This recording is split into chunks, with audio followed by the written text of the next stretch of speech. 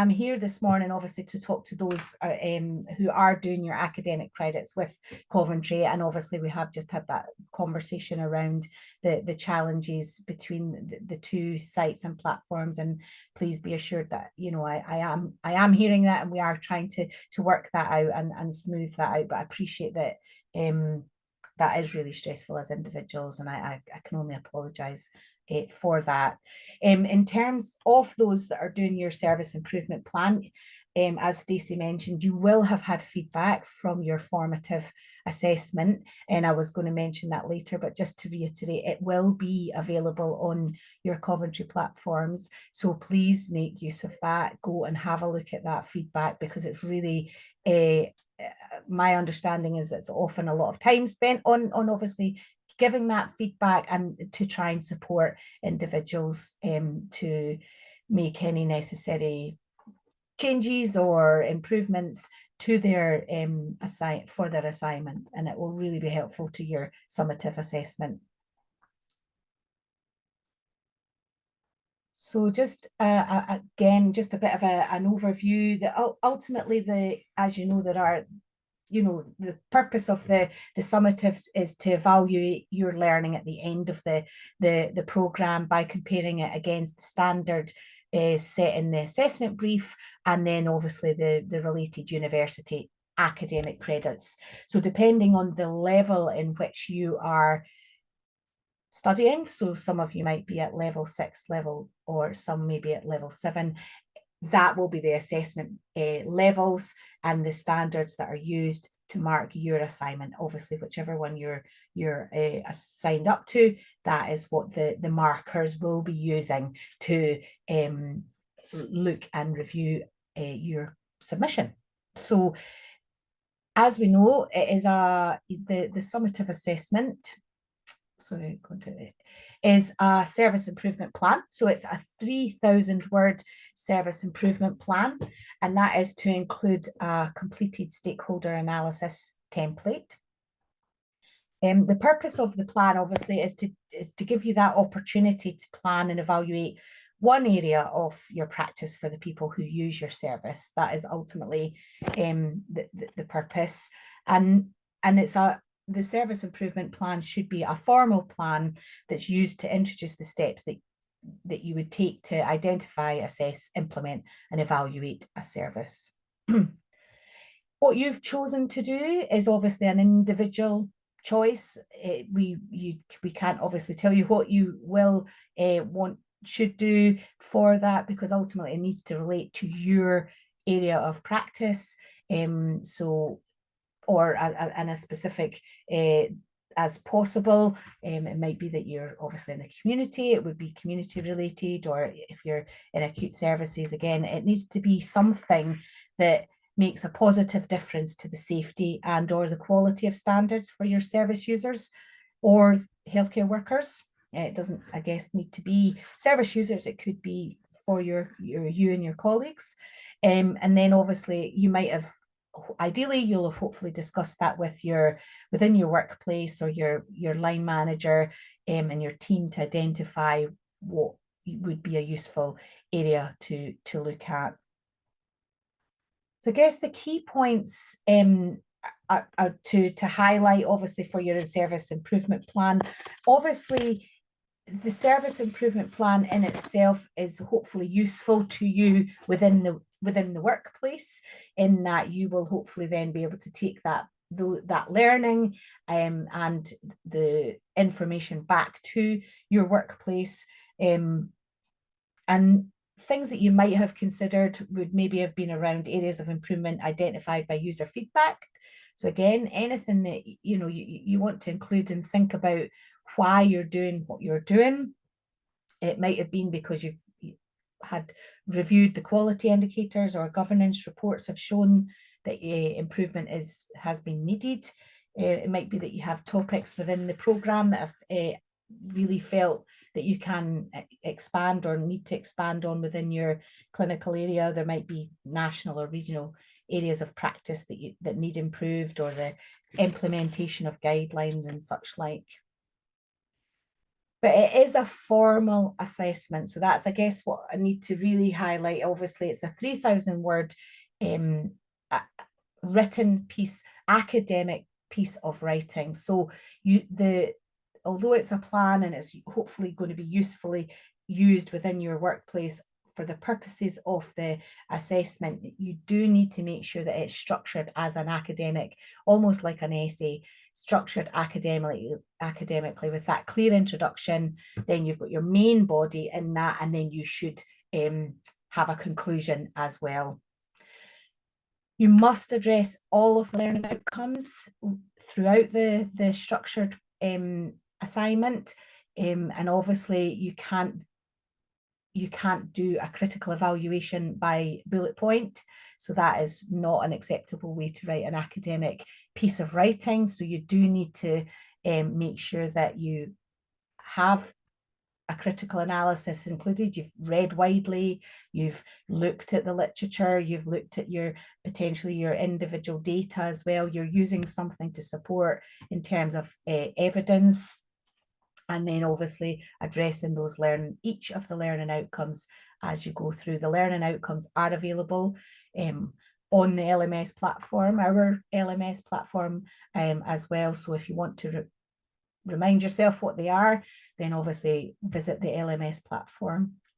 You must use formal language as well. And it obviously says no spelling or grammar. Use your spell check, use the spell editor on your Word, that if you're using Word to help with that, because I know that that's not everybody's strong point. So, but try to use what you can to support you. You might get someone to have a read through of it and highlight any key sort of spelling, grammar that they if you've got someone that you know is maybe better than you, then that's good. Please make sure that you avoid any confidentiality breaches. It should be anonymous. So we shouldn't be able to, the markers should not be able to read your assignment and have any identification marks of people, places. You don't need to say specifically where you work throughout your written piece of work. You can refer to it as the type of environment, or a community setting, or a surgical environment, whatever you can do to refer to it if you feel you need to, and that would help to build the context. But please do not have people's names or specific places within your written piece. Yeah, and that sort of avoid that descriptive writing as well. This is a critical analysis. You're looking at the evidence, you're looking at what you know in your own knowledge, and how what you know or what you've learned within the course, and comparing that and contrasting that to the evidence, and using the supporting evidence to prove why you want to do what you're doing, and why it's supporting the improvements that you want to do. Always write in the third person for an academic piece of writing. So it's not I did this and I'm planning to do that. It's within this area we plan. There is an intention to. It's always in the third person, and it is the APA reference guide that you should follow. And again, that is available to you to support. It's Coventry have said it has to be APA, so therefore that is what it should be. Make sure that you've got a lot of good quality supporting evidence. So that, as I said earlier, reading widely, using books, journals, websites, ideally avoiding the use of references that are more than 5 years old. But again, if it's sort of a seminal, if it's a key piece of resource, or perhaps it's a report that's been written, a public inquiry report that you're referring to, that might be older than 5 years. But again, it's been a really real key turning point, and you might be sort of referring to the fact that actually, in 2013, it was stated X, and then but when you look at your, the practice within your area, you can still see that that doesn't marry up or whatever.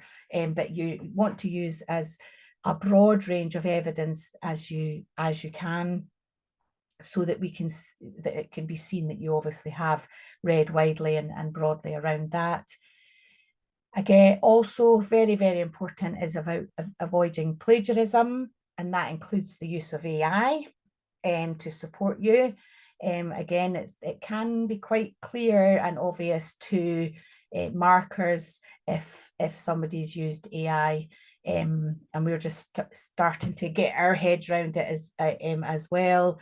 But markers are certainly quite au fait with starting to recognise the ways things are written. So it should be your piece of work, and it's not plagiarized. And also that then when you are using evidence, it should be properly referenced. So it's clear that you have utilized that information. So you might use some direct quotes, or it might be that you're obviously just using that literature to inform your piece of writing. Again, you would still then reference that. And as I've touched on earlier, and we touched on at the beginning, was around that feedback. You will have received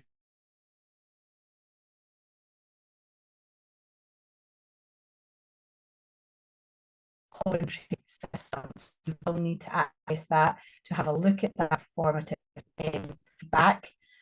But that really should be informing your changes for your final submission. So using that will really help you, because there will be guidance and support in that. Perhaps it might be about your academic writing, it might be about specifics, but use that to really help you to guide you to sort of see, right, well, where do I need to go? How can I take this and amend that to make sure that I'm going to do as best as I can for my final submission. The other thing as well, that the service improvement plan, it's not just about showing the academic markers everything you know about infection control. Yes, you're on an infection prevention and control programme, and obviously it's good, you need to know about infection prevention control, but it's not just about writing everything you know about infection prevention control and show what you've learned.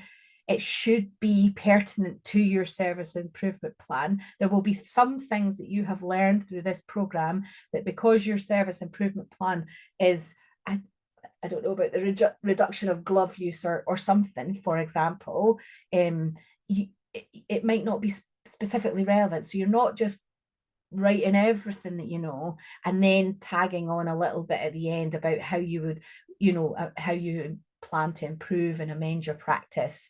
It's got to be throughout the whole academic piece about what you've learned, the evidence that you're using and reading, and how that's applicable, and how that supports your service improvement.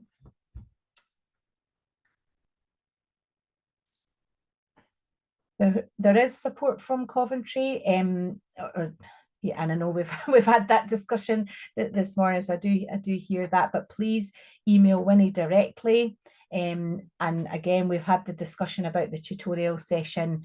Ideally, yes, people would have been able to attend that, but I've heard this morning that I know that there are people who have not been able to attend that. The tutorial session was not another learning session, so you've not missed Winnie giving a presentation in support of this academic piece. The tutorial is set up for individuals to come with specific issues or any concerns about their academic piece, to talk through, to work through, to discuss. It's not Winnie giving another presentation, but I appreciate, as I say, we've that individuals sadly weren't able to join that, and we apologise for that. Again, it is AULA that you need to submit your final submission through. So again, if you need to, use some time ahead of your submission date to take a look at the platform again, make sure that you feel familiar about where you need to go and how that you access that. IT, the help desk, we obviously have our own digital team here to help, but Coventry also have an IT team who are obviously very familiar with the Coventry platforms. So you have every right as a Coventry student to contact and make use of the IT support within Coventry. So again, calling Coventry and asking for their IT support, then they can also help. So you can either, or you can access it. If you get to the portal, then you can access it from there as well. They'll raise a ticket and then they'll come back to you. But appreciating, obviously, like any organisation, obviously at the IT department of Coventry are dealing with all of the Coventry students as well. So it might not be that they can get back to you immediately. So again, trying not to leave it too close to the submission date if you do have any concerns or issues. And they also do have support around the academic writing. If you need to obviously want to look at that, they have academic writing skills. And again, that is available via their student portal. And the online library can help with referencing, and our online library can help with referencing and literature searches to support you as well. So I'll stop sharing the slides to see if there's any discussion points, any questions. I don't know if there is anybody that was on the tutorial, Caroline, that's got any feedback for the rest of the group. Yeah, it would be helpful if there was, and then I could also add it to if there's any specific feedback I need to know in terms of that link aspect, but also if anyone was on that tutorial to share with others that did try to join it and then weren't able to. Karen, I think I saw your hand up first. Yeah, so I was able to attend Winnie's tutorial, and I am not quite sure though if I understood her correctly, but she did offer some sort of like another kind of feedback session wherein you can send her maximum 300 words out of your service improvement plan that you've already made, and then she can give you like a feedback out of it before the submission on the 12th. So she said if there is any portion of your service improvement plan that you need a bit of help with, she's more than happy to give you some sort of a little bit of a guidance or direction. So she said not more than 300 words, you can send it to her and she can give you like some sort of feedback. But she did say she would appreciate it if you could send it before December 5 so she can provide you with a feedback, and then the final submission will be on December 12 if I am not mistaken. Okay, thank you, Karen. So that is over and above the formative, because obviously you've done the formative assessment and you've had the feedback from the formative. So again, some universities do offer that. In fact, I think most. I was able to do it with my course as well. It's almost it's like a first draft of your final submission, but obviously, as she said, that's no more than 300 words that she would look at. So if you would think that would be helpful, I guess if you've already had your formative assessment and you've looked at the feedback, then you may not feel you need to do that because it was only 300 words as well. So she's not actually going to look at any more by the sounds of that, or it might be that you submit a different 300 words. But that, yeah, okay, thanks for Karen for that. I think I'll also clarify that with Winnie. Just for myself as well, what she's actually saying there. But thank you that if she said that you can do that, then you might want to make use of that. I was never finished my, if I'm quite honest, I was never finished my assignment enough early enough. And that's the quite honest truth. I'm a bit of a last minute person, so I was never finished it enough to be able to send any kind of draft to anybody. But other people can be and are a lot more organized than me, so perhaps. That'd be great, Caroline, if you could clarify that. Yeah. What was going through my mind as I'm sitting here is if people are unsure about how they are academic writing, Yes. how that's going, that might be where it's useful to send the 300 words of your final one through. Yeah, exactly. To get some feedback on your academic writing style.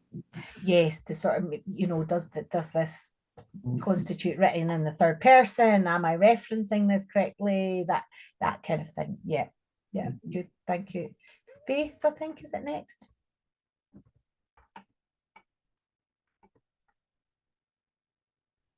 Have we got you there, Faith? I see your hands up. Yeah, I think you're on mute. Oh, sorry, I forgot I was on mute. That's okay. That's okay. We all do it. Yeah, exactly. We all do. Thank you so much for everything you guys have been helping us with. I also had issues logging into Vinny's training, and I hope what the other lady said was right, because I have a lot. The feedback they gave me was good, but I was confused because I didn't even know where to go about, because it's the same thing that was posted on the ISIP formative assessment, how to go about it, that the feedback came in. It's literally the same thing. It's how do you do it, do this, do that. But I think I followed the step.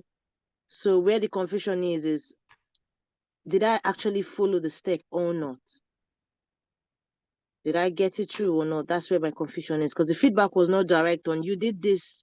This is where the problem is, or this is where the problem is not. I see. To kind of understand. So it's sort of generic feedback, you mean? Yes, it's just a generic feedback. Okay, I've got Stacey trying to come in at the moment, so I think that's in connection to this point. Is it, Stacey? Yeah. I'll bring you as well, Stacey, then, please.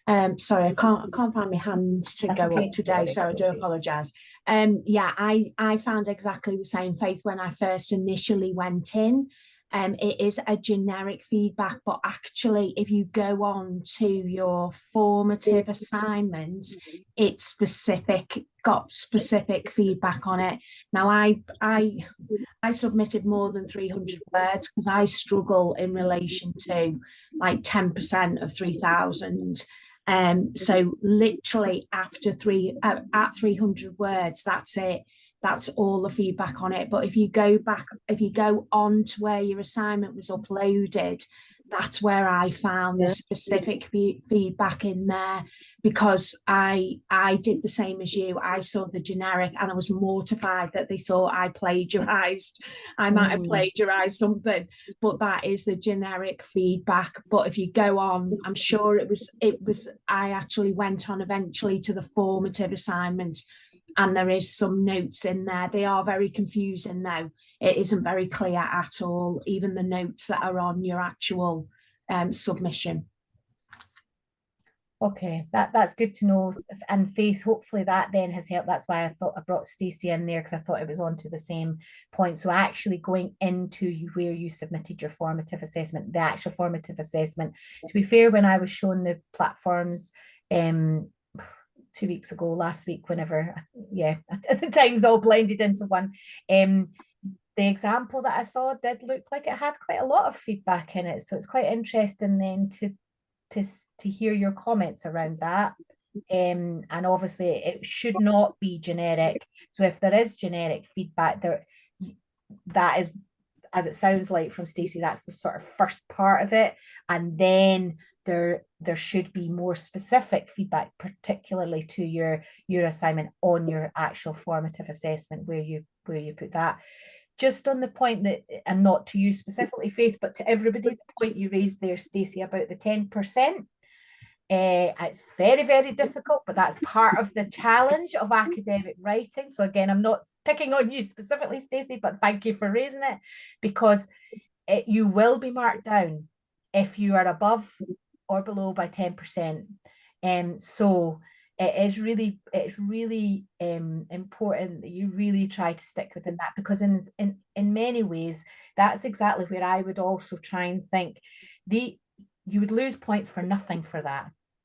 And if you happen to find yourself in that, the sort of the you know, on the boundary, you might not, you might be sailing right through and you've got a really high mark. But if you happen to be on the bit, it's those points that are really, really going to count. And it's the same for referencing. So I would be looking up APA format. I would be really careful. And I used to do that myself. I'd have how I should do it and my reference list, you know, on my screen, and I would be literally following it dot for comma for everything, so that was not where I would lose points. Because if I was going to be on the marker between potentially a pass and potentially not, I didn't want that to be the reason. And also I didn't want to just lose points that I didn't need to. So it was only the content that they were then really able to mark up or down, you know, for me. So yeah, thank you for raising it, Stacey. It's a very important point to raise. And Faith, hopefully that can be helpful. I think it sounds like you probably need to go back into the formative, your individual formative assessment on the Coventry platform to get your specific feedback. I'm actually on the platform right now. Okay. And I opened the place where I submitted from, the document itself. Uh-huh. And I think the feedback is supposed to be by the side, isn't it? Mm-hmm. Yes, I think so. The digital team can help me as well if they were in that call that I was as well. Yeah. So it should be there. Can I just take Angela's question just now while you're looking at it, and then come back in, Faith, if it's not there. Okay, thank you. Yeah. Mine is not a question. To help Faith out, you know where they've written WC in the test, as in where you typed. When you click on it, you see Winnie's comment. Where they've written WC in your work. Yeah, when you click on it, you see a comment on your work, as in that particular part. Okay, thank you. Oh, thank you, Angela. Otherwise, what I was going to suggest is that at the end of today, I know Pablo's really good with this kind of thing. Perhaps he could take anybody that's struggling to find out that into a breakout room. Yeah. And if they shared their screen, I'm sure Pablo would be able to help. Yeah, sure. I could just walk people through the user journey, at least from my side. It will be identical to a certain point because I'm on an admin account, but I could at least signpost you to where you'd find, say, assessment feedback, or where the tutorial has just passed, but where that link has been posted. I've put instructions on how to find the tutorial recording in the chat if anyone wants to watch that back. That's really helpful, Pablo. We'll have time at the end, so I think that's a nice offer, Pablo. If we say to people at the end, Pablo will do that with people that want to. Yeah, I think that would be really, really useful. The actual practical ability to share screen and show you, or you to share yours to let them see, would be amazing. Thank you, Pablo. And I heard you just say that the tutorial was recorded. Yes, you should find instructions in the chat. So if you weren't able to, that doesn't take away, I know from this morning's comments around the stress and the anxiety, trying to access and not being able to, but hopefully you might be able to then see the recording, and that might be helpful to you, hopefully, in addition to what was said earlier. Any other comments or questions around the assignment? I mean, I know it's a thought. It's like doing any assignment. It is a challenge. Angela, is your hand still up, or is it back?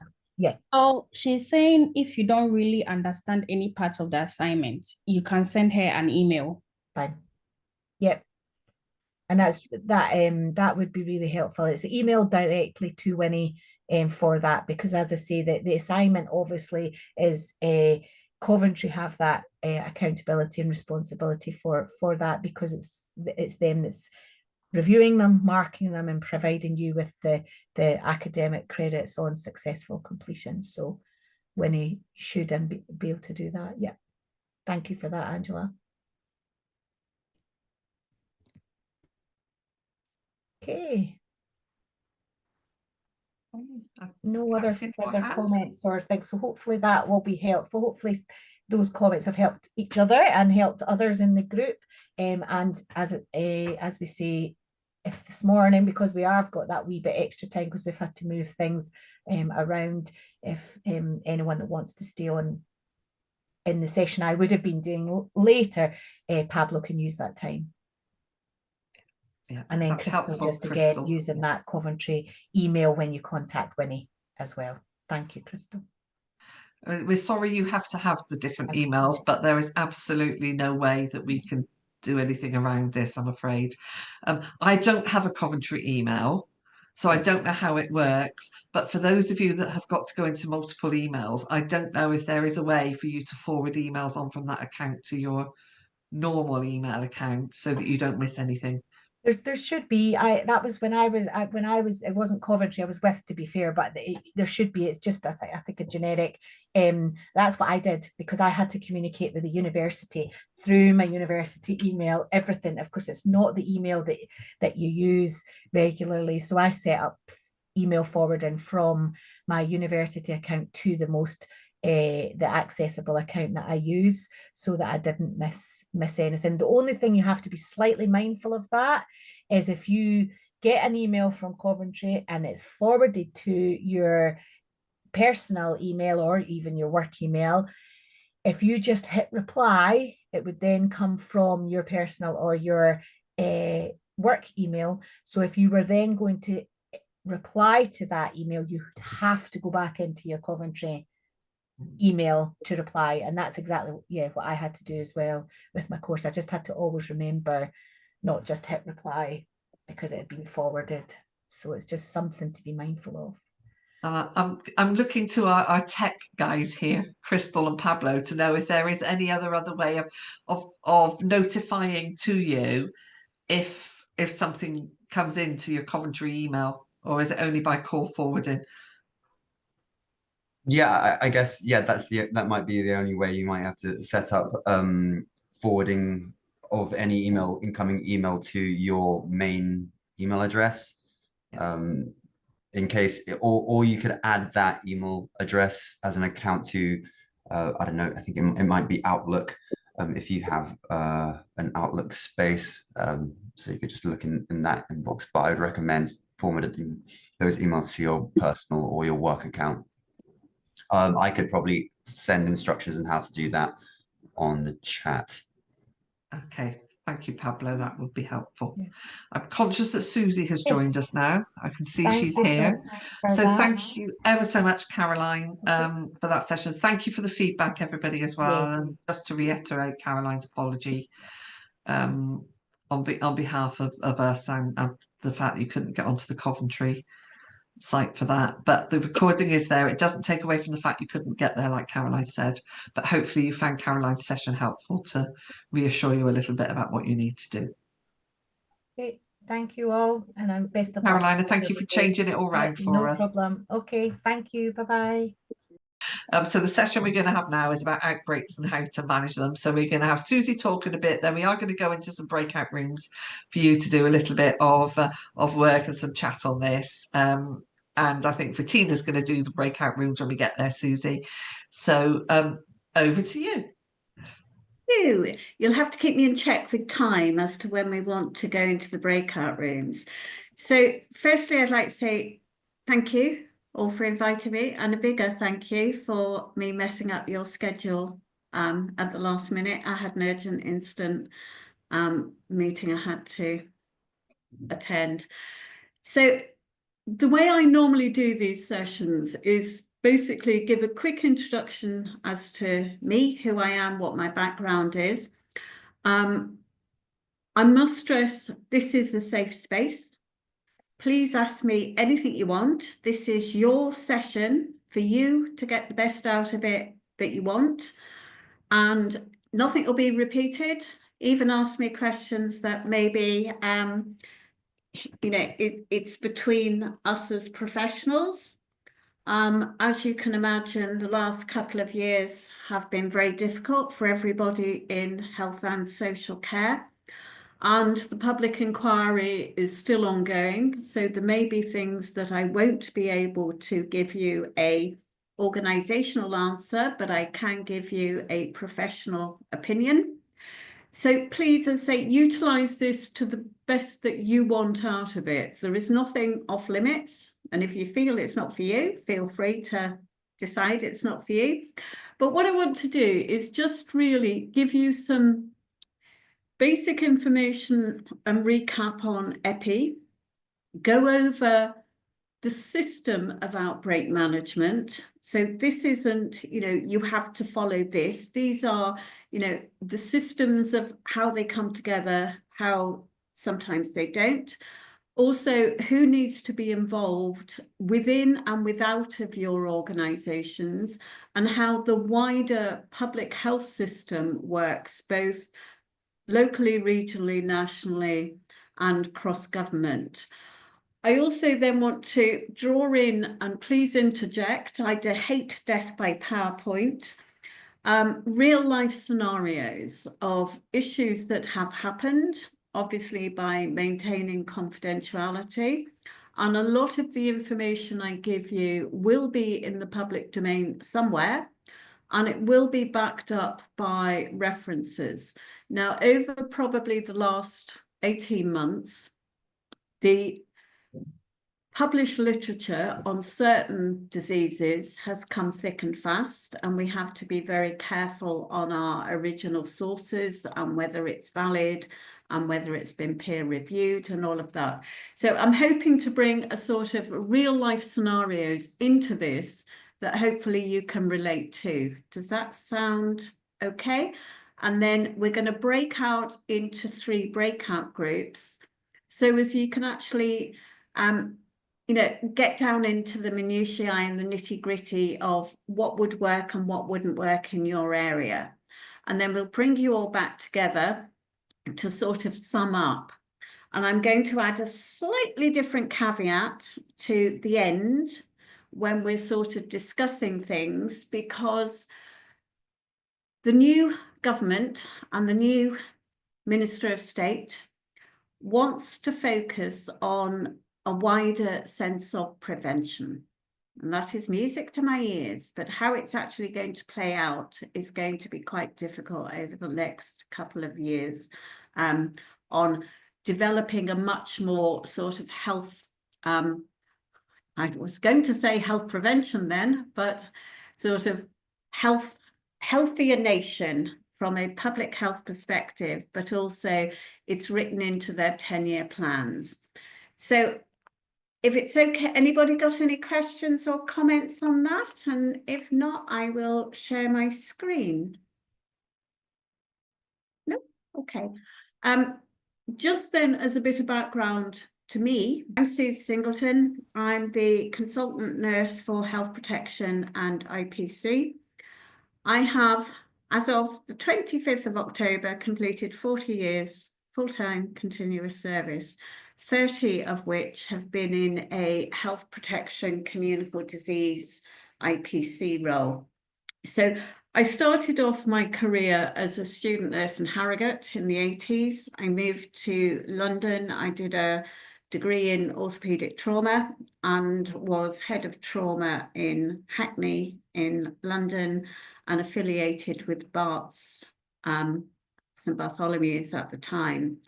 So during that time, we had a lot of trauma cases. We had a lot of really high, I suppose, adrenaline type incidents.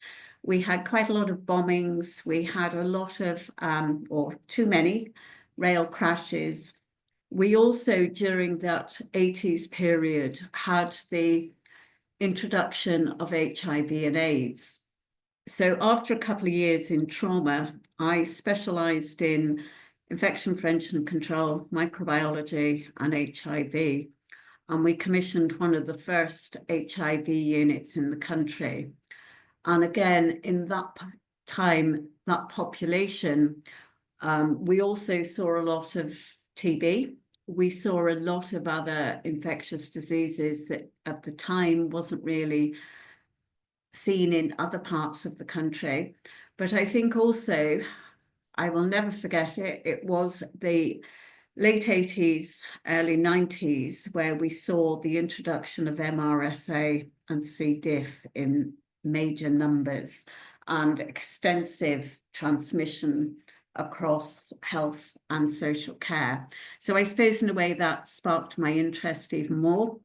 I moved out of London up into the Midlands and took a role as the District Infection Control Officer for what was then a district health authority. And we had one community, we had a district general hospital, we had 10 community hospitals, and we had 65 GP practices. So that was a big transition from urban London into rural Derbyshire at the time. And again, different populations, different levels of deprivation, different levels of health needs. So we were finding, again, different things that were quite unusual.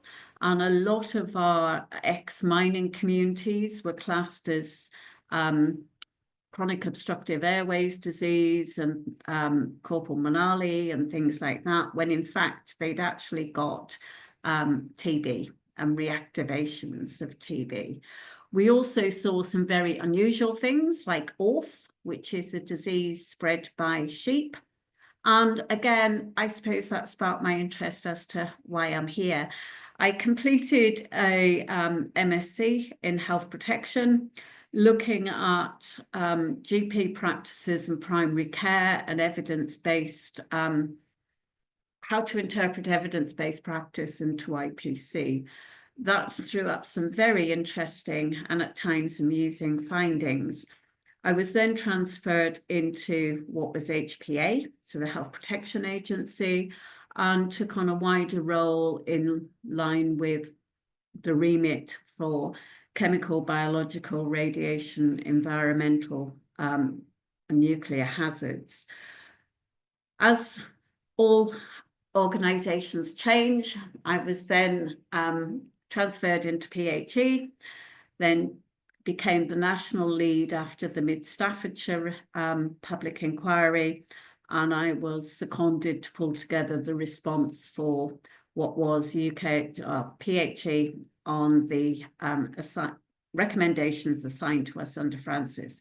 So you see all these different changes and how they impact not just on infections, but communicable disease, and also how the different organisations and governments and health policy changes over the period of time.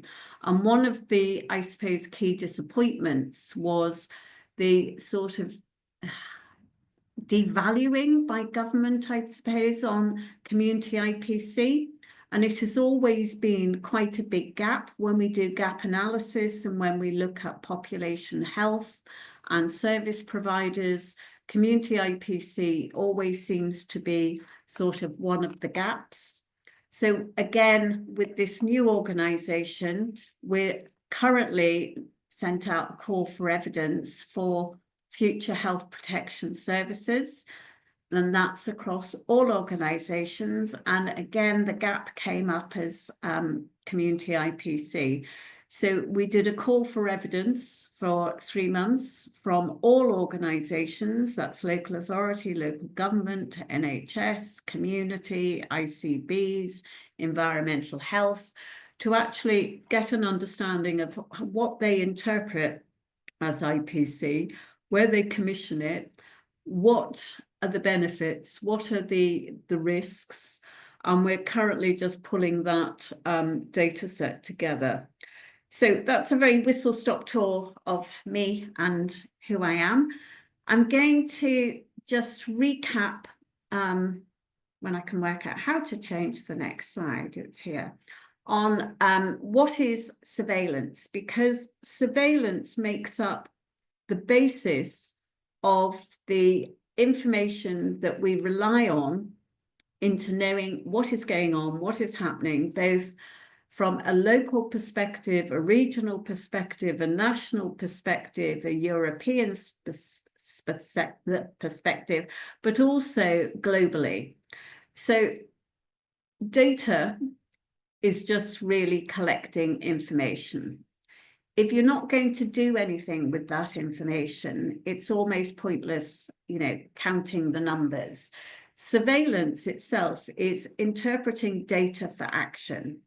So you can't actually manage anything if you are not ongoing with surveillance, and you're not looking at horizon scanning, you're not looking at the wider global surveillance, and more importantly, I suppose, the local surveillance as to what is happening in your areas.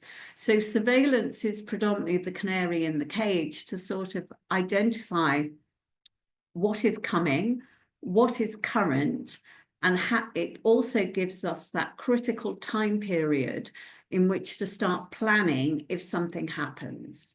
So if you're not looking for it, you can't really control it, and you can't monitor it, and you can't monitor your outputs. So surveillance really is the key to actually understanding what is happening. I know you've had sessions on surveillance in previous sort of sessions, but what I want to try and look at today is how we put that into action, how we collect that data, why we collect it, how we then interpret it to enable us to call it surveillance, and the outputs from which we actually deliver. So one of the key issues here is everybody hates filling forms out, me too, but sometimes it's quite vital. And if you don't gather all the information in a timely manner, you can't necessarily act in a timely manner with it. So it's really important that we understand why we're collecting it, why we need it, and understand what are we going to do with the evidence once we've got it. So as an example, quite a few years ago, we were noticing across UK that we were seeing an increase in group C meningitis. Again, we were having pockets of outbreaks all over the country, and then we had probably one or two that were huge. And with something like meningococcal disease, you have a very short window in which to gather all the information, to gather the contacts, to get chemoprophylaxis into the contacts in order to stop transmission. So nationally, it became it was a notifiable disease. We could see that the figures were going up across all of the UK. But what could we do with it? What were we going to do with that information? So that information was then used to, I suppose, lobby government for them to put more funding and finance into vaccination and, I suppose, research into how we could get a vaccine up and running within a time period that would enable us to stop seeing more and more cases of these diseases. With some of the incidents, today looking back, it seems vast. We were in one area which I was involved in. We ended up giving chemoprophylaxis to over 3,000 people. Thankfully, we were listened to. I say we as the royal we, it wasn't me alone. It was a whole HPA organisation. And we managed to get an immunisation into the market for Men's C. And then we had the rollout of the meningococcal C programme. And again, by continuous surveillance, we noted that that was working, that we were seeing numbers falling. And then we had to do it again with meningococcal B. And then we had to do that again with W135. So a lot of this surveillance can be very, very advantageous to give us the evidence base and the data for what we want to achieve. And again, so in sum, it's data for action. If you don't plan to do anything with it, don't waste your time doing the surveillance. But again, you know, you need the data, you need to use the evidence base, and it needs to be disseminated in a timely fashion. A lot of criticism we get from colleagues and from other organisations is, yes, but you only do an annual report once a year, or it doesn't come out in a timely fashion. So it's understanding the mechanisms of how the national reports come out maybe annually, but it is provided by the data that is happening at local and regional level that are collected in a much shorter time period. So collecting data without sharing and without any action is not surveillance. So please bear that in mind when you get oodles of forms to fill out and you have to do all sorts of other things with the time and resources you've got. So why would you do it? I've explained some of this already. You follow the trends in the health status of the population over time. So surveillance is done in numerous places and in numerous organisations. You know, it may be Office for National Statistics looking at trends in birth rates, it may be trends in death rates, morbidity, mortality, it may be in things like obesity, smoking, lung disease, cardiovascular disease, and all of that. So there is a lot of ongoing surveillance out there anyway. So it's very easy, well, not always easy, but it's normally in the public domain, and it's fairly easy to find if you know where to look. And you can then, using that surveillance, establish healthcare and public health priorities. A very good report, again, it's issued nationally and annually, is the Office for National Statistics on health profiles. And those, it can be actually broken down into region and also into local government, what they call ward. So you can look at the status and the health of that population. It's also very good for the types of roles we do, because it also looks at those with, you know, from deprived backgrounds. It looks at those with greatest need and where you can prioritize your resources. It also helps us detect and respond to epidemics and pandemics and incidents. So there may be something where you only see one case, but it may turn into a national outbreak. You may get 2 cases, or you may get clusters. But again, having that early detection, then we can then use our skill set and our resources to prevent further spread. And it's also used to evaluate the effectiveness of the programme and service. So again, you know, I previously mentioned things like meningo. There are also, currently, we're rolling out the RSV vaccine. So again, that will be under constant sort of evaluation to look at the effectiveness of that programme, but also to look at the uptake, you know, who is accepting it or declining it, and where we need to sort of maybe have more information and deal with more negative press, anti-vaxxers and things like that. So it's constant, we're constantly, I suppose, in a way, monitoring a lot of these things. If you look at WHO, I must update these slides, but most of these links should still work. Public health surveillance goes across the world. So again, we're looking for trends in population health. We're looking at trends in deprivation. We're looking at, you know, low to middle income countries. Are they able to, you know, control incidents and outbreaks that they have?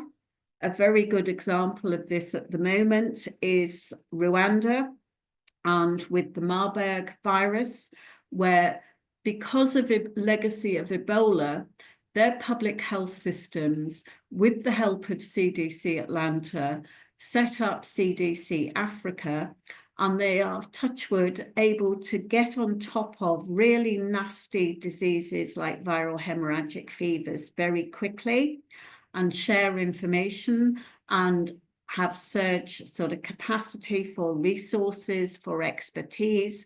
And within UKHSA, we have a rapid support team that we will send out to low to middle income countries to also assist them on how to monitor, how to do the surveillance, how to do the contact tracing, how to implement infection prevention and control in what may be a very deprived area.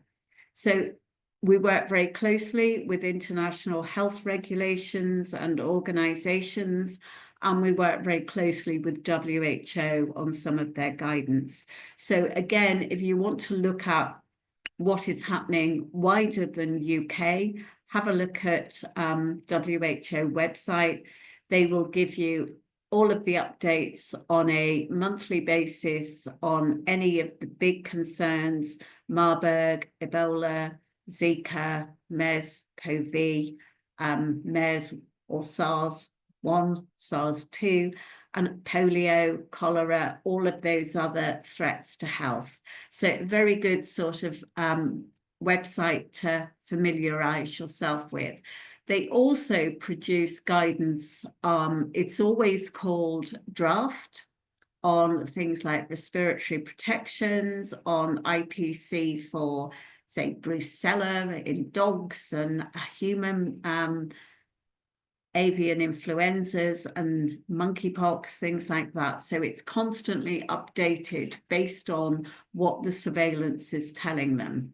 And working with IPC colleagues across the world, they will have a set of standards. Now, I must stress that the WHO standards are excellent.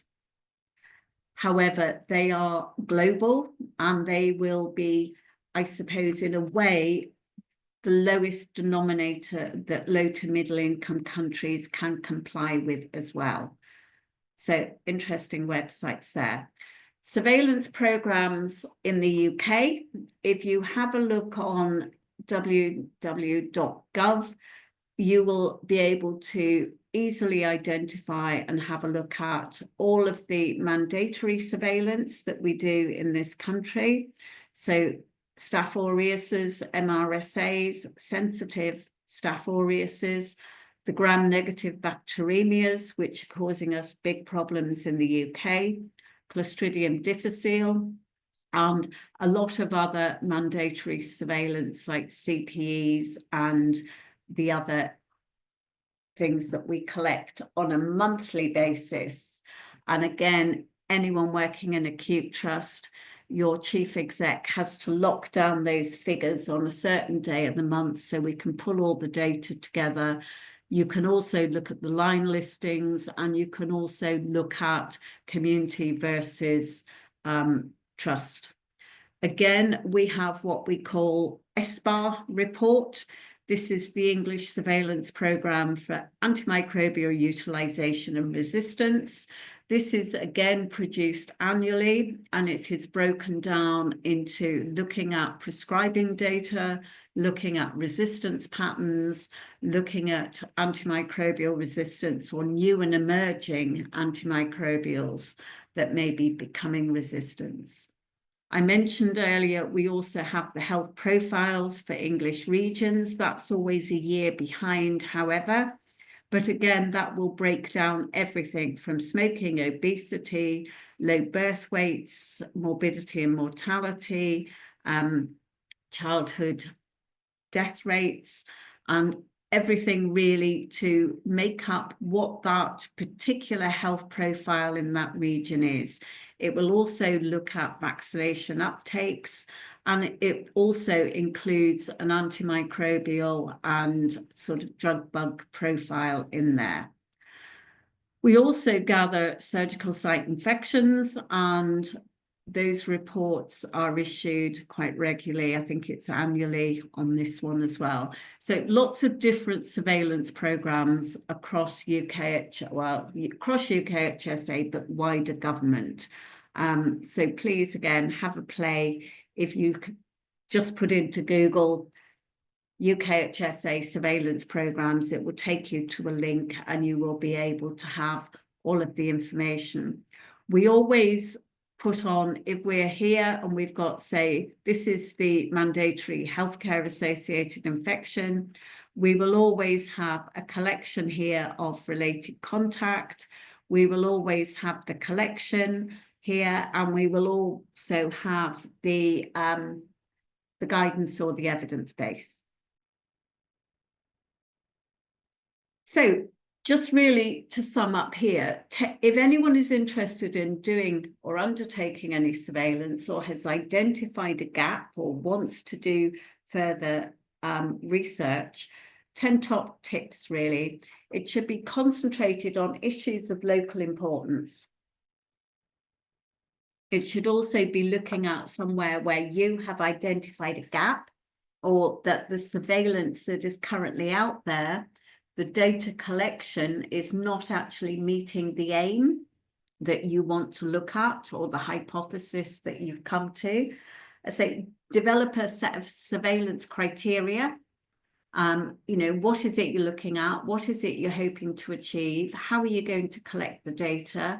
Is it easily available? Is it time consuming? Is it going to be, you know, accepted by the people you want to actually fill out the forms, etc. Use the best use of current resources, set the standards, you know, what sort of surveillance needs to be developed. Integration of the sort of widely varying national local systems. One thing that is very obvious to me, who covers the whole of England, different regions work in different ways. They have different populations, they have different demographics, and they also have different needs. So again, one size won't fit all. So don't think, oh, I haven't done it properly, or they've done it like that, but I don't think that'll work here. So again, you know, really hone in on what is it you want to achieve at the end of it.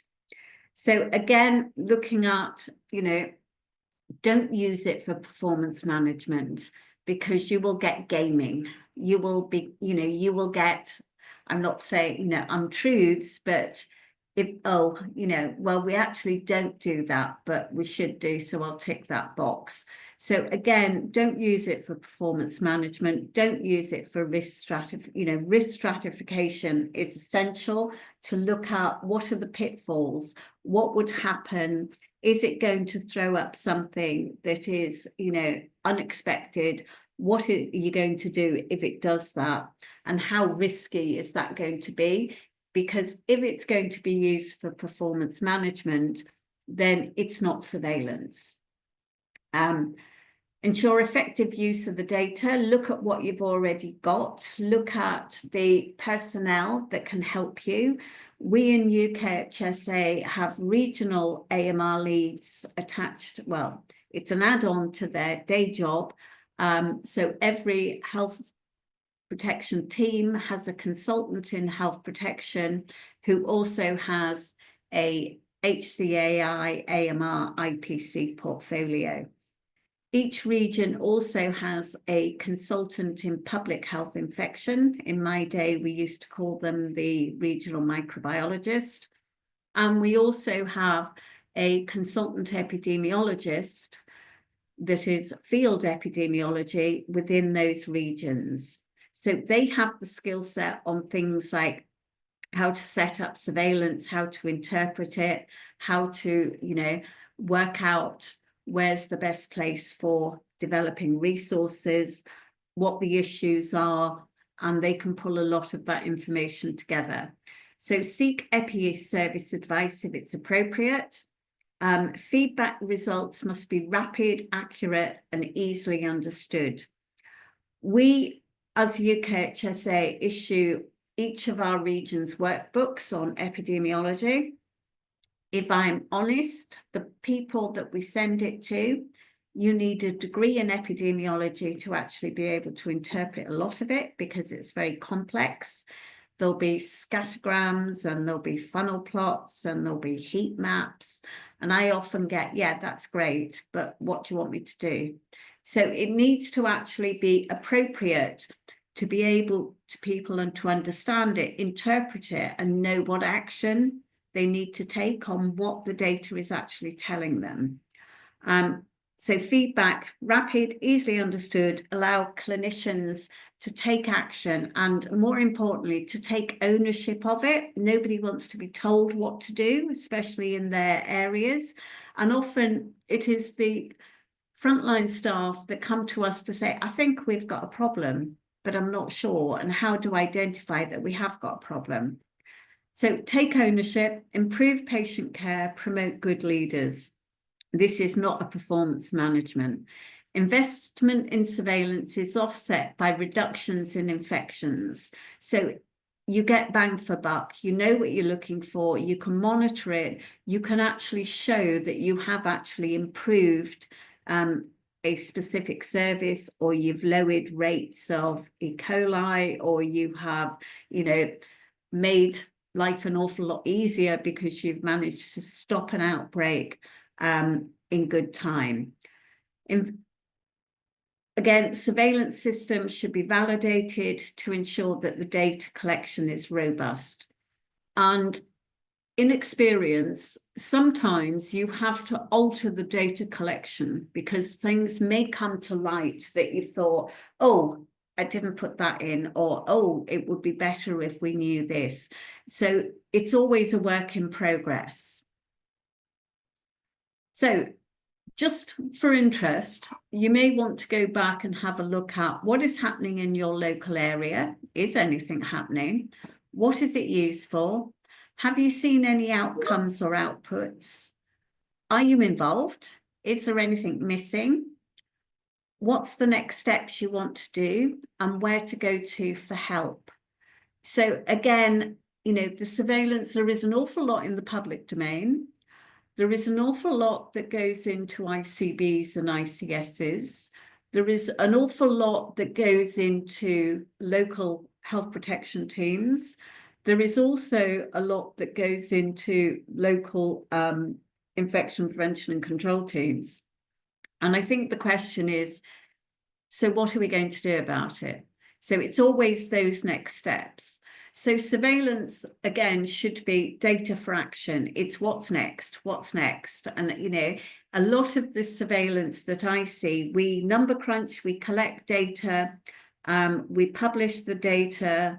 What we can't do is then tell people what they should be doing with it.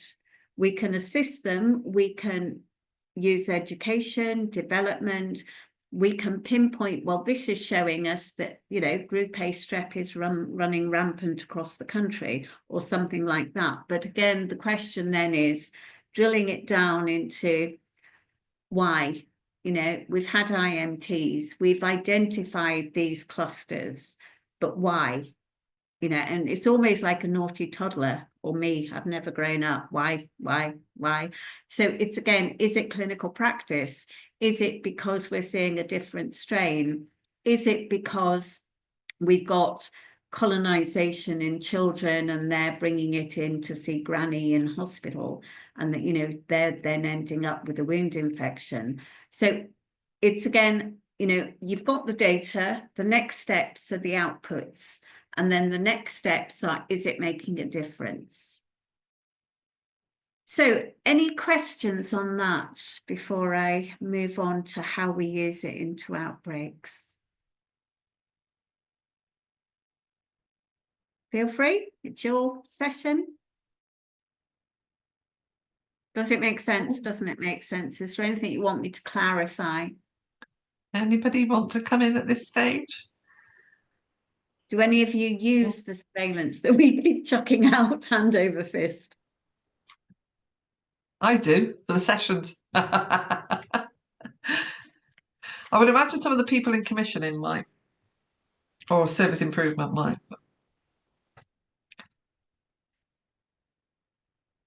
No? Nope. Okay. Looks like we're okay to move on. Or the other thing is nobody uses it, so we may as well stop doing it. We'll ask them at the end. Righty, thank you. So this next bit, before we break out into breakout rooms, I'm going to take a bit of poetic license on this, because there are lots of different definitions of what an outbreak is. I haven't changed that slide. I thought I had. PHE, UKHSA. So if you ask Google or other platforms are available, what's an outbreak? You will get probably numerous different definitions. So the common definition used in IPC is really an EPI definition. An outbreak or an incident may be defined as an incident in which 2 or more people experiencing similar illness are linked in place and time, or greater than expected rate of infection compared with the usual background rate. So a lot of infection prevention and control courses that either I've been privy to, and a lot of people I talk to, especially out in regions, not just the HPT, but are of the impression that 2 cases in place and time, that's an outbreak. Well, it may be, but it may not be. So again, science and technology has developed so fast.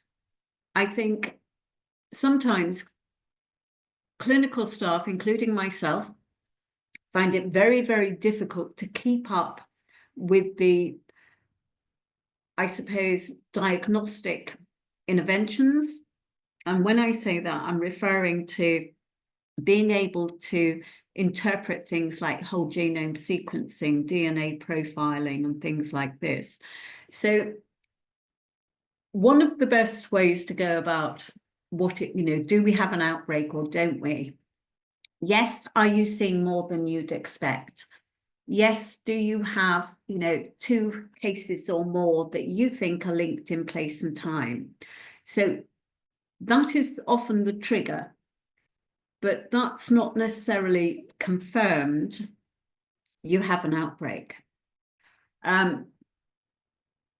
So again, sorry, where I'm at, an outbreak or an incident, 2 or more persons have the same disease or something similar. And an outbreak may also be defined as a situation where an observed number of cases that are unaccounted for. So as examples on that, I think the old adage, 2 cases of MRSA on a ward, they were in adjacent beds, that's probably quite likely that they're the same type of infection, they're the same, data type, they're the same whole genome sequencing, and one may have spread it to the other. However, you've got 2 cases of MRSA, they're in the adjacent beds. Their timelines do overlap a bit, but one's got a totally different pathogen or MRSA type than the other. That's not an outbreak. And you may also get, well, there's 5, 6 people on the same unit with MRSA. Is that a cluster? Is that an outbreak? Is it a defined or confirmed outbreak? So they're always the trigger points. However, you will get something often thrown in as a red herring. So we get 1 case of polio in the UK, that is an outbreak. And again, if you look at some of the diseases that we've eradicated, or we think we have, if it comes back, we've got an outbreak, 1 case. We may get something like a cluster. So as you've got a couple of cases in the same geographical area, but you don't know if they're linked. And an example of that would be something like Legionella. So there's no link between the people, but there may be a link to the environment, and there may be a link to a specific environment in that environment. So as an example, cooling towers or hot tubs or swimming pools. So you have to do an awful lot of background work before you can actually declare an outbreak. So not only do you have to do the background on the EPI side and questionnaires and questioning and everything else, you also, when you actually identify it, you have to make sure that the samples have been submitted, that you can grow whichever bug it is, but then you can also hopefully send it for typing, whether that's whole genome sampling, whether that's DNA profiling, whether that's bioinformatics on SNP testing, so as we can actually identify, yes, that is exactly the same bug as that person, but this one is different. So you can then exclude that one. It works very, very well in TB and typing data for TB. We managed to trace an outbreak back from, we thought it started in Derbyshire. It hadn't. We traced it back to London. We thought, that's where the source of the outbreak was. It wasn't. It was Somalia. And by the whole genome sequencing and typing data, we could trace it all the way back to an African country. And then we could then think, it gave us a bit of a nightmare, but you could track the disease by using DNA profiling and whole genome sequencing. There's, again, you may recall a couple of months ago, back in the summer, there was an outbreak associated with, we thought, sandwiches. And again, it hit the news. We were criticised. What's taken you so long? You know it's these sandwiches. Why don't you just take them, off the menu? Or people had eaten them and all of that sort of thing. The reason it took so long is, if you've actually looked at a sandwich ingredients, we had to trace every single ingredient back. And that's when we were able to identify the proper source. And we couldn't say it's the cheese, it's the bread, it's the yeast, it's the lettuce or whatever, until we had absolute concrete scientific evidence. And that's what takes the time. And again, if people forget what they've eaten and they don't say, oh, that sandwich had lettuce in it, we'd miss it. So really, really difficult to actually track back sources. So again, RCN's definition, outbreak is the occurrence of more cases of disease than would be expected within a specific group of people over a given time. The purpose of outbreak management to protect public health by identifying sources and putting in control measures to prevent further spread. Now, again, we've got to be very clear. A disease is a symptom. We need to find out what the pathogen is. So you've got gastric enteritis, that's a disease, but what's causing it? Is it irritable bowel? Is it too much lactulose? Is it you have, another bowel condition and you fluctuate between constipation and diarrhea? So if we actually then grow a pathogen, we have to ask ourselves, is that the cause of the symptoms? So you've basically got to then narrow it down into what is the disease or what are the symptoms and what is the pathogen. And you may have people who are carrying the pathogen but have no symptoms whatsoever, i.e. typhoid Mary. So lots of interesting things to start unpicking. You can't just go, right, I've declared an incident, I want an IMT, I want this, this and this.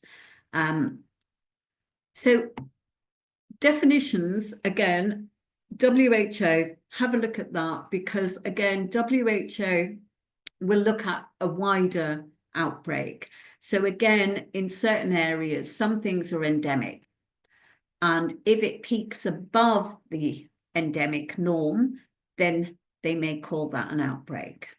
So again, it may be one case, polio, cholera in the wrong place, that's an outbreak. So confusing rules. You will also hear this sort of terminology, an incident. So an incident has a broader meaning and refers to an event or a situation which warrants investigation to determine if corrective actions and specific management is needed. So an incident might be declared if, I'm trying to think, okay, we declared an incident this year, might be last year, of we had a presumptive lab test of an H5N1. only one person. That became a massive incident. And the reason is we haven't seen that type of bug in a human in the UK at all. So again, an incident was called, we threw everything at it. We had vets, we had DEFRA, we had veterinary laboratories, we had Collindale, and we were really desperate to get to the bottom of, was this a true case, i.e. did the person have that particular virus and symptoms? And again, where did they get it from? So that then results in an awful lot of looking back, looking at any correlation with animals, with cattle, with swine, with birds, and, you know, what was the hypothesis? So that will be declared an incident. A cluster, you've got 2 or 3 cases. You know, I mentioned Legionnaires. You don't know if they're linked. You really have to wait for the typing data, but you also have to do very in-depth epidemiology to see if there are any other links socially or geographically, or they visited the same place. So again, we'd often call that a cluster. We'd call these things an incident and a cluster until we'd actually confirmed that we've got an outbreak. So we would declare an outbreak once we have all of the evidence. So again, the definition of a healthcare associated infection, I have to touch on this because people automatically presume it's only those that we do mandatory surveillance on. So MRSA, C. diff, gram-negatives, CPEs, E. coli's, and things like that. The definition of a healthcare associated infection actually covers a much, much wider situation. This covers a situation where anybody who is receiving healthcare, that's either at home, from a clinic, from a hospital, if the infection is as a direct result of that intervention, it is an HCAI. So if we have a patient or a person coming into A&E and is sitting there for 6 hours, maybe more, with a nasty rash and sniffling and conjunctiva, and they are diagnosed with measles, that is not an HCAI. However, if after the incubation period, the person sitting next to them in that A&E department developed measles, that is an HCAI. So it will cover a vast array. If somebody is lying in ITU, the window's open and there is a cooling tower down the road that is spewing out Legionella, and they acquire Legionella, that person had Legionella as a direct result of lying in that ITU bed. So we can't blanket everything and we can't point fingers. We have to actually get to the bottom of what is the pathogen, what is the risk, where was the source, how was it transmitted. I apologise if you see a purple thing kicking up in the corner of my screen. There's another instant meeting I gave apologies for. So again, HCAIs, an infection originally acquired outside of a healthcare setting, for example, the community. So again, a lot of the group A streps we're seeing, we're working through with the IMTs as to, is that a healthcare associated infection? You know, is that as a direct care of something like wound care, catheter care, or other care that is delivered in the community? I don't have to tell everybody here, HCAIs pose a serious risk to patient, clients, and staff. It incurs significant morbidity and mortality. It incurs significant cost to the NHS. It delays discharge. It blocks beds. It delays, you know, the individuals from getting back to full health. It often has a lot of long-lasting sequelae, and some of these infections, especially if you're looking at things like an infected hip from a prosthetic, they can go on years and years and cause numerous problems for not just the person infected, but the whole family. So principles of outbreak management. So again, this is actually quite, I'm just trying to see if I can move this a little bit. That might be better. The principles, why do we do it? And it's to prevent infections from spreading. Over the last couple of years, we have seen the emergence of very life-threatening infections, predominantly coming in from abroad, or because of globalization, because of global warming, and because of deforestation, especially in some of the rainforests, and also because of international travel.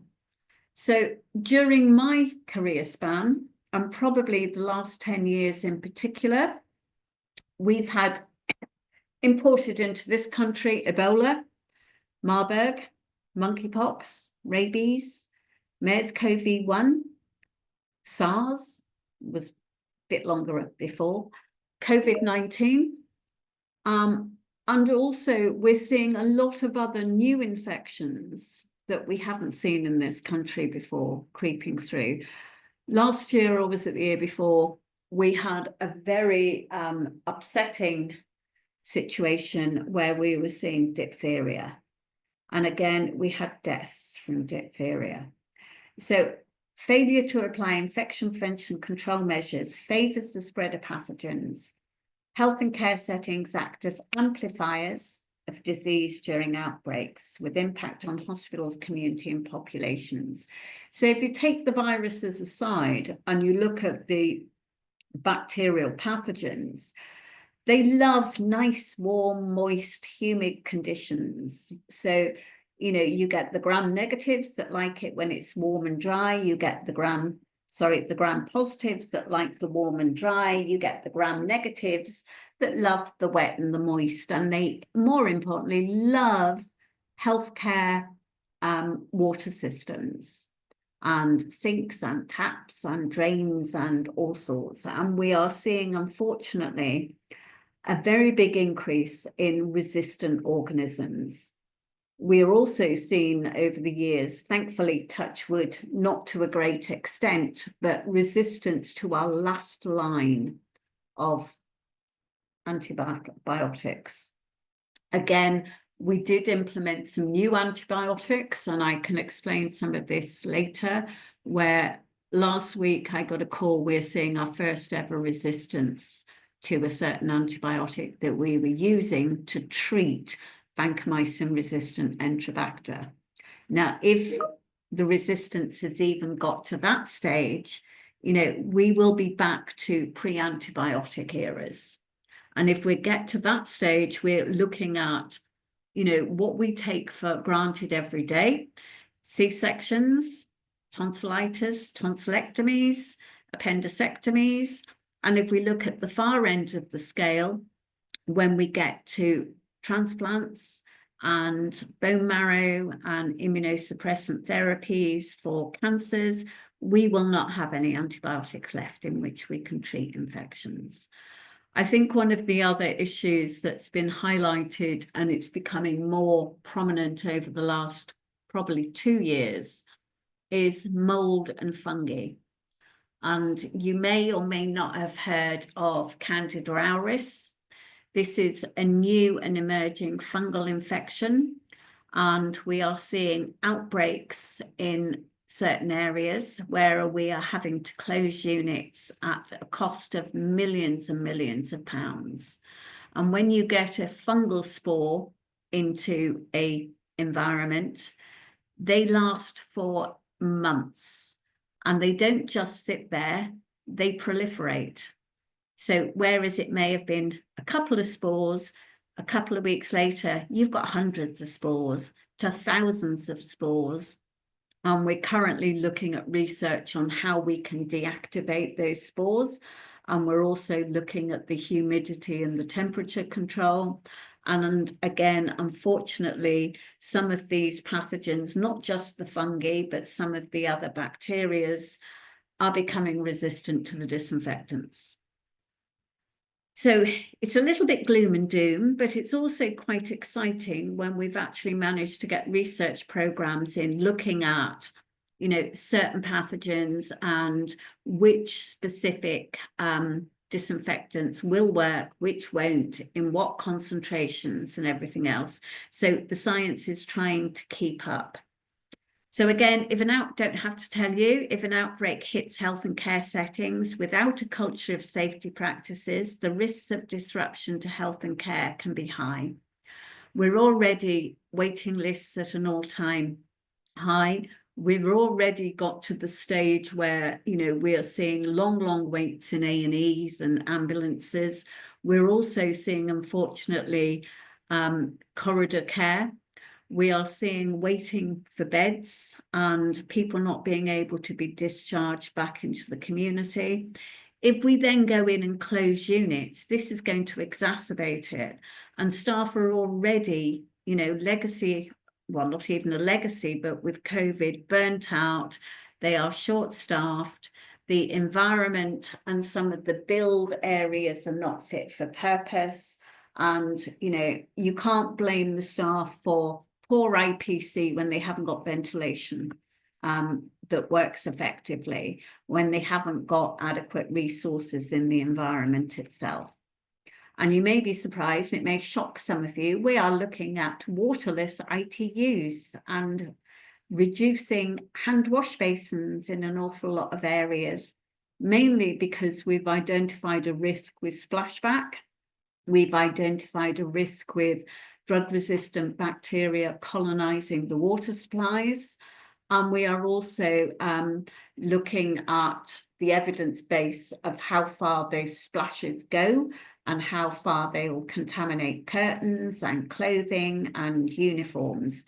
And in quite a few units now, we have recommended taking out the hand wash basins. So I can see some horror sort of, how can we do that? But again, it's all backed up with evidence. And at Porton Down, we have a, I was going to say a makeshift, but it's not. We have a mock ward where we do a lot of these testings and evidence-based and research. And we're also looking at how we can, I suppose, include sustainability and temperature control on disinfectants and all of that sort of thing. So a lot of work is going on. I digress. So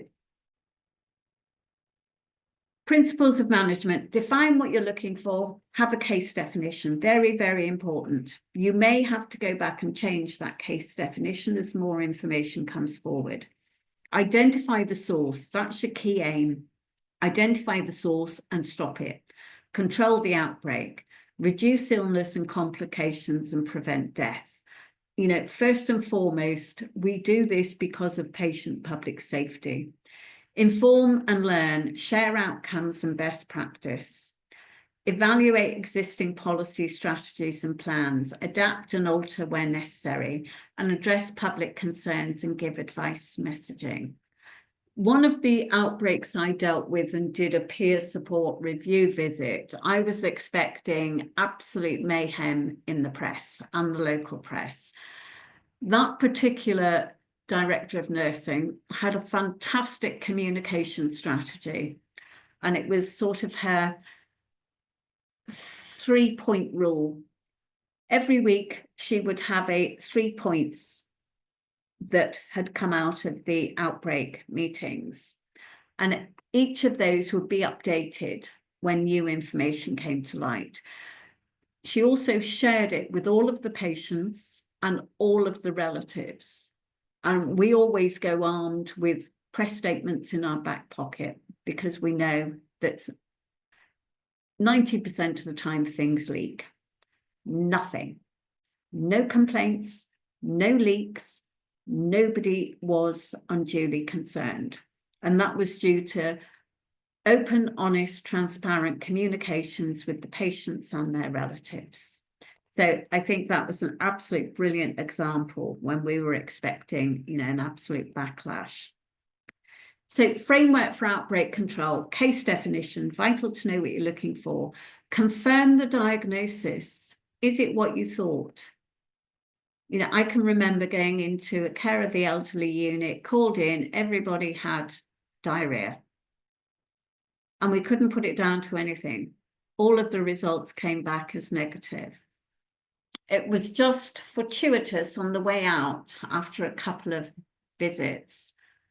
A patient relative said to me, oh, I've made some Chelsea buns and they're on the nurse's station. Do you want one? And then she confessed she'd laced them all with lactulose because her husband was constipated. So you always get these hidden gems when you actually start building good rapport and relationships. So the background incident of the infection, look at what's already known. If it's mandatory, have a look at it. If it's unusual, have a look, you know, at where this has happened before. Has anybody else had that issue? What is the norm? Is this normal? Is this very unusual? Is this hitting a sort of certain demographics? I was on an incident call a couple of months ago where we had an increase in C. diff and it was a gastro ward, but we had other cases across other parts of the region. And because it was a gastro ward, a lot of patients were there for, you know, duodenal ulcers, stomach ulcers, liver problems. So initially, the finger was pointed at alcohol. They're all heavy drinkers. The actual findings identified that that wasn't the case. And if you delve deeper, alcohol will change the microbiome of the gut. So therefore, you may have had some diarrhea, but those that didn't have diarrhea were never tested because there was no need. So they could have been colonized with C. diff anyway. So we didn't have a baseline. So we then had to look at other ways of trying to work out, is this different? Is this usual? Or is it the norm for that person or for the population at that time? Data collection, make sure there are systems in place to capture the information you need. And I said before, it may be a work in progress because something new might come to light. Use descriptive epi methods. Tracking infections and human behaviors is vital. Do not just treat the lab form. I hate it. And I made a big mistake a couple of years ago where I got the line listing from Colindale. They told me they had 56 cases. I went to the unit, I wrote the reports, I tracked all the epi, and the local team came back to me and said, your figures don't add up with mine. And I was like, really? I took this directly from the line listings from the reference laboratories. Yeah, the reference laboratories were collecting isolates. The local team were collecting individuals. So we didn't have 56, whatever it was, cases. We actually only had about 32. So again, you know, how people interpret things. And again, you know, patients have more than one sample and they may have more than one sample week after week that's positive. That doesn't mean it's ongoing. So really, really be careful. That's, you know, on what it is they're collecting. Are they collecting isolates? Are they collecting cases? Are they collecting screening samples? Are they collecting infections? So use descriptive methodology there to actually find out as well human behaviours.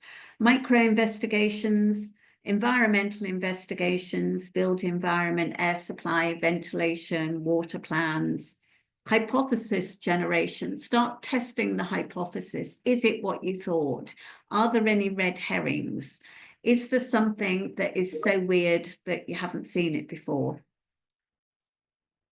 Analytical epi, interrogate the systems and the data available at frequent periods. See if there are any trends coming through. See if there is anything that is over and above what you'd expect or even below what you'd expect.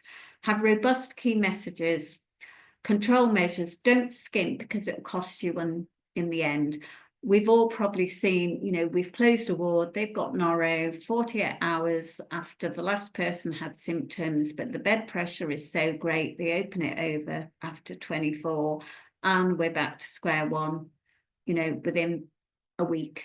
So again, it's really, really vital that we don't skimp and we, you know, stand our ground. I won't go over these, but there are all sorts of different methods of looking at, you know, the outbreak or the data outputs for surveillance from the outbreak. The EPI approach, are you actively case finding? Are you going out there like we have to with foodborne outbreaks to see are there any other cases? Prospective studies, how many do we expect to see? Retrospective studies, you know, looking at how long has this been going on? Have we got more cases but people aren't coming forward? Cohort studies, case control studies, comparison studies, and then look at the statistical evaluation, the attack ratios or the RO numbers, and things like that. And just to add, I will update this, there is another interesting review we did this week. Well, we did it over a period of time, but the results are coming through now. We did a case-on-case study, which is quite new. We had one set of the cohort with the same pathogen, but a different type. And then we had another cohort with the same pathogen, but another different type.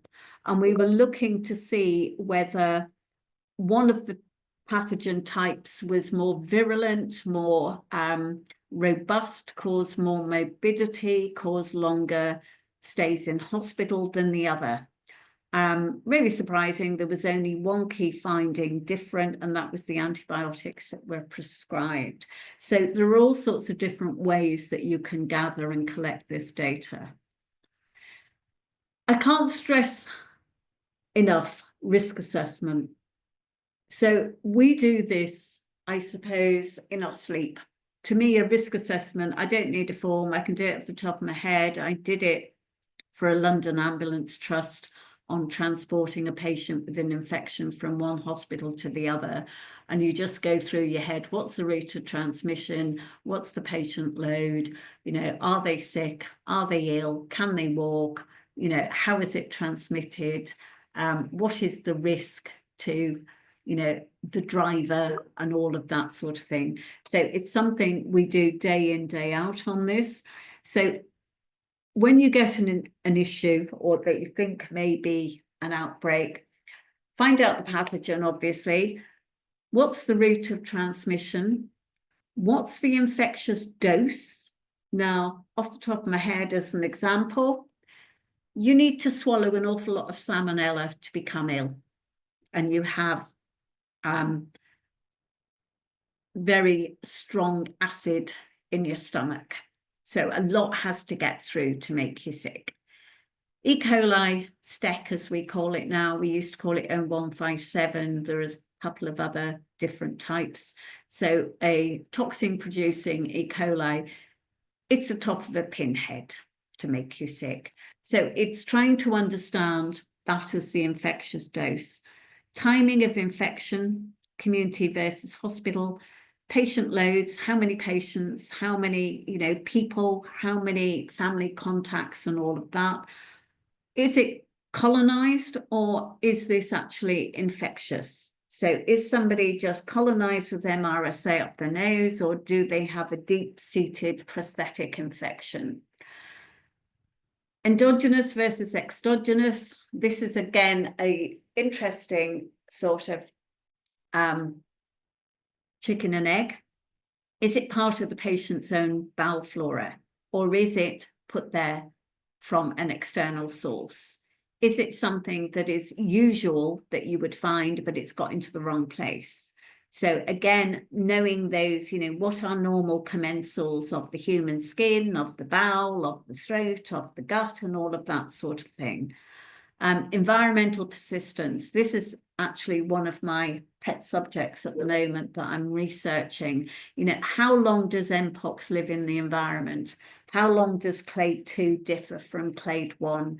How long does Candida auris persist on soft furnishings? That sort of thing is what we're currently working on at the moment. Patient susceptibility, much, much more important. You know, is the patient fit and well normally? Do they have an underlying disease? Do they have an underlying immunity condition? You know, do they have lupus? Do they have they had cancer treatment? Are they on long-term steroid treatment? Because that is going to alter how much of an infectious dose it's going to take to cause disease. It's going to also alter, you know, the timing of the infection, because often what we find, if people's immunity is low because they have an underlying disease, the incubation period shortens. Surveillance, clinical active symptoms. So you have to look at the symptoms, you have to look at the colonization of people, colonization of the environment, how long between them and somebody becoming unwell with symptoms. So this is the type of risk assessment. There is a colleague who works at Great Ormond Street as a consultant clinical scientist. She goes under the name Girly Microbiologist. She writes some fantastic blogs on exactly, you know, how to interpret evidence into action, especially in relation to children. So if anybody's interested there, she is brilliant at doing risk assessments and explaining these in the minutiae detail. I would almost say much better than this, which is HSE/UKHSA. We do a slight, you know, again, a risk assessment based on public health. Now, that is different because we will be looking at pathogens, communicable diseases, again, some of the other CBRN. How frequent? What's the likelihood? Is it occasional? Is it seldom? Is it improbable? Then we will rate them here. And then we will categorize those values into catastrophic, critical, moderate, minor, insignificant. So a lot of the outbreaks we deal with, COVID aside, we would put to the minor to moderate. And again, we would link these into codes, and we would also link in high, medium, and we've put in medium, low, and low. So we would then end up with a graph like this with an indices of what the likelihood is. We do this for every single national IMT before an IMT is called. We call it a dynamic risk assessment. And as we would progress with the incident, whether that is a standard national incident or an enhanced, we would be looking at this probably on a weekly basis as information is coming through. Now, if it was something, I can't even think really, but something really awful like contaminated water supplies that is going to affect the whole of London, we would probably class that initially as critical because it's only London. But if it was across the whole of the UK, then it would go up to catastrophic. So again, these risks will depend on pathogen, on environment, on place. So what does it mean in person?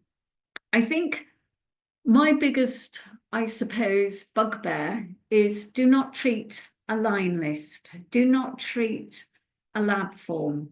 Look at the person. What does this mean in practice? What does this mean to them? There are many personal characteristics and behaviours that are relevant to the health status and might be considered exposures.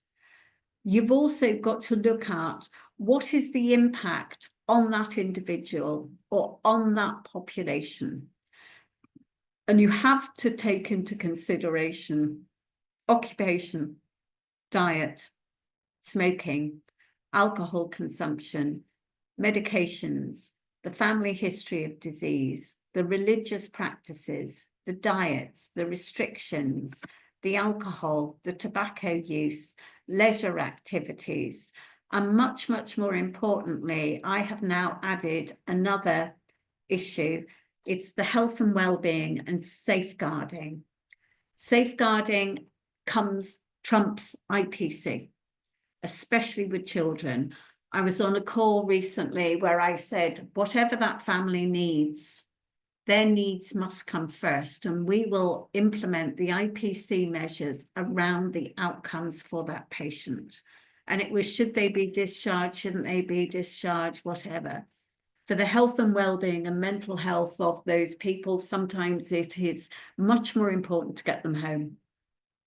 So in getting them home, we can then develop a bespoke IPC practice that will be safe for that person in that place at that time. So risk assessment, time and place, susceptibility of population, the infectiousness. And I used to say the most infectious thing you would see in this country used to be chickenpox, because we didn't see much measles. And the rationale for that is you had two modes of transmission. You have contact and you also have respiratory. And I'm choosing my words carefully, not using droplet airborne dogma.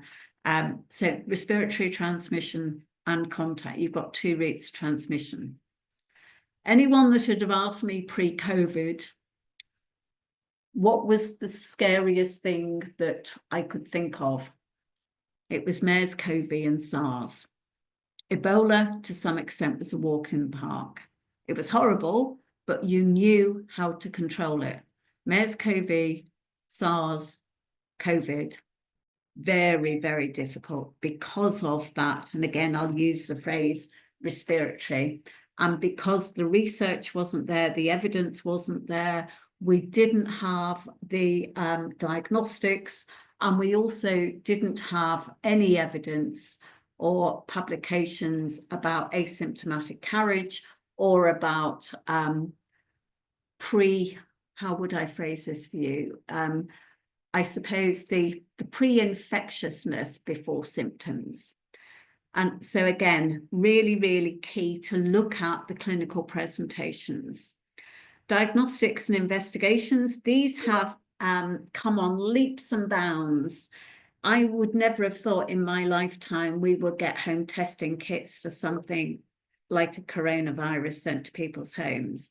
I was asked early on in COVID to write a decontamination protocol for lateral flow tests, and I said, no, I can't. And I was told you have to. And I said, I've never seen one in my life. I don't know what components are. I don't know what the chemicals used are. And until I've got that, then I can write a decontamination protocol. So things have come on absolutely leaps and bounds. And again, whole genome sequencing, the diagnostics, the evidence base, we've done a lot of research into transmission into mpox and sampling houses, sampling high consequence infectious disease units, sampling mattresses, sampling, kitchen appliances. So an awful lot of information is coming out. And again, with the bioinformatics, and I don't know if you've seen, but all of the gene trees and everything else, I'm even struggling to keep up with interpreting that data. And I have to go back to our head of diagnostics and said, right, explain this to me. This is 2 SNPs apart, that's 10 SNPs apart. Are they the same organism? So really key to use the people that you've got around you. Treatment and control, look at how you're going to treat it, how you're going to control it. Look at, even more importantly, how are we going to prevent it happening in the first place? Always look back on previous incidents. There are numerous publications on virtually every incident these days globally that's published, or something novel. Somebody somewhere would have either done a what we call a pre-publication. Mitigate risks. So try to remove all the risks as part of the preventative measures. Look at your probability. What is the likelihood of it happening to what is the likelihood of this escalating? Risk register. Always put things on the risk register and escalate if you feel that something is not going the right way and you're seeing more and more cases. Once you've escalated, you've also sent the responsibility higher up the hierarchy chain. So very quickly, 5 steps. Identify the hazard. So it is by HSE, anything that will cause harm.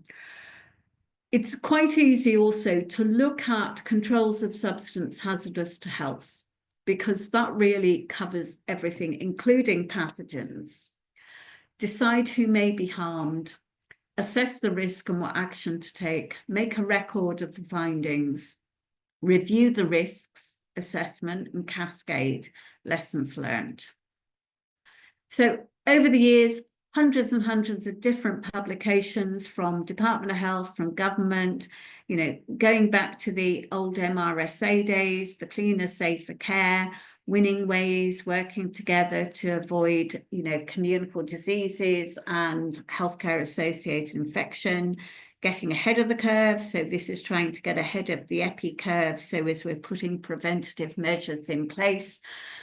The big one really was the Health and Social Care Act 2008. I'm going to make absolutely no excuses for the date on that because it still stands. And out of that came the Code of Practice for Infection Prevention and Control and Associated Infections. That still stands. I reviewed and updated that in 2015. It was reviewed again and updated in 2022, and it is for a full review, I believe, in 2025. The reason the date on the Act doesn't change is because that was law. That was the law that was passed to enable those regulations to come out. Towards cleaner hospitals and lower rates of infection, board to ward. So we have over the years lots and lots of programs delivered to prevent infection. Again, just on an escalation prior to COVID, this was the system. It has all changed. So we have NHS here. Susie, I'm not sure. I'm seeing a method slide still, so I think the slides haven't moved on. Flick through those. I spoke about that one. I spoke about risk assessment. You'll get a copy of these anyway. Steps in risk assessment. These are all the bump I was talking about, the publications. So we got to this one. So this is probably one of the final slides. This was the system that was in place pre-COVID. We have the NHS here. You escalate up to NHS England DCOs, up to regional offices, up to NHS National, and into Department of Health. Local authorities, they go up through strategic coordinating group, government liaison, lead government department, into COBRA, or into a stack, actually. Now, PHE, we had 15 centres, responding up to 4 regions, up to national office, into Department of Health, up to COBRA. And then SAGE is an independent advisory group to government. So that was the system, and it turned into this. Can you see this one? Well, yeah, we can see it. Can we make sense of it? No. Neither could we. Neither could we. So hopefully things will change again with the new government. I did mention the 10-year forward plan, and I did mention prevention. So a lot of this is, you know, constant change. And I find that from my perspective, you just set yourself going, you know, it takes quite a couple of, 2 years maybe to embed a project, to assess it, to analyze it, to complete the surveillance, and then the rug's pulled. So we then have to go in a different direction because a different minister wants a different thing. And it's very, very frustrating sometimes that, you know, we can't necessarily pick something up and run with it, finish it right to the end, and then go, here, this is what we found, this is what we've done, these are the gaps. And when new governments come in, it's predominantly, okay, this one they say is going to be a 10-year plan for action, but it's normally just on a 5-year rotation. So very difficult to get buy-in when another government department's idea in the first place. And you will also note that if you go onto the .gov website, and if you look at some of the guidance, some of the research, there is right across it, this was done under the Conservative government. So it's quite, disalarming or, difficult for us. Are we continuing? Do you endorse it? Are we getting funded for it? So quite difficult. So I'm going to stop there for any questions or discussion or. Thank you, Susie. I think we need to probably stop and have a quick break, if that's all right. To go from the bottom up, and the most important. So the group that did business as usual, do we have somebody who just wants to feed back?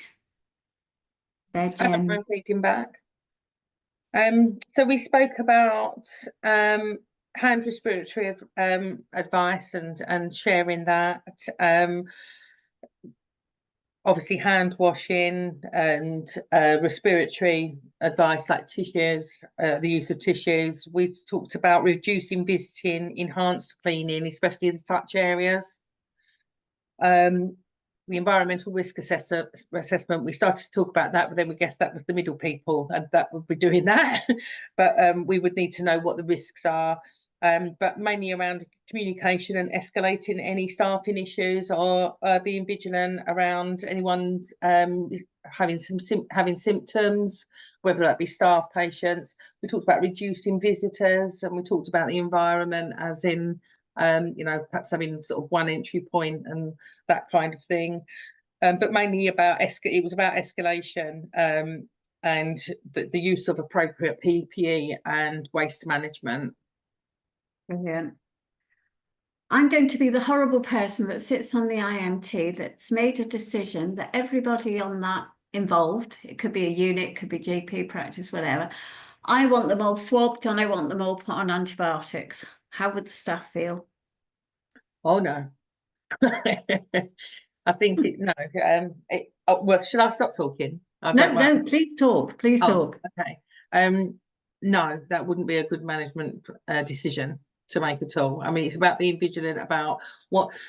So staff would need to know. Staff and patients would need to know what the symptoms are, and if you was to get any of those symptoms, they'll need to know how it's spread. We know it's spread by coughing and touch surfaces and poor hand hygiene and that kind of thing. So I think it's just about monitoring that and having somebody lead that for and escalating any to ensure that if staff becomes symptomatic, then they are to leave and go home and then seek their GP for what they may need. I'm glad you said that, because I have come across this on numerous occasions, and staff feel threatened and they don't understand the rationale and they feel penalised and scapegoated. And also antimicrobial stewardship. How are we protecting our antibiotic use if we're blanketing chemo prof? So no, thank you. I just wanted to float that for, some people go, oh yeah, I haven't got a problem. But it's really thinking it through. So no, I'm glad. Excellent. So the IMT. So I've been kicked out of the IMT for suggesting that. So who wants to lead on the IMT? And I don't think it was a wrong name, the incident management team, because usually when we're in a situation like that, everybody wants you to do things yesterday. Who's given us feedback on the incident management team? So I want to sort of explore who's round the table. Who do you want round that table? So I don't mind leading from the IMT point of view. Just leading back to what you said, Susie, and my line of work, we don't actually have a team called the IMT, but I am one of the horrible people who sit on the equivalent of the IMT in my company. What's yours called? Again, it kind of varies from department to department. So right now, the focus of my work is quality assurance and clinical governance. So if you had an incident, what would you call it? It's not an IMT. I mean, the team wouldn't be an IMT. I think, to be honest, it would just be a working team who would be designated to whatever situation had arisen. But again, so Brilliant. we had that. Yeah, who would you have round? Who would you want round that table? Yeah, so again, I think that we had a variation of backgrounds in our team, and fundamentally we all had the same idea. But I think we were looking for our kind of medical and nursing team leads, our IPC nurse specialists, any public health liaison team, any communication officers, internal and external, logistic coordinators, resource coordinators, and any representatives from any kind of key affected areas or departments. Great. Are you Scotland based? Yes, I am. So slightly different acronyms. Would you invite, say, RHI Scotland or your Public Health Scotland colleagues or microbiology reference laboratories or anything like that?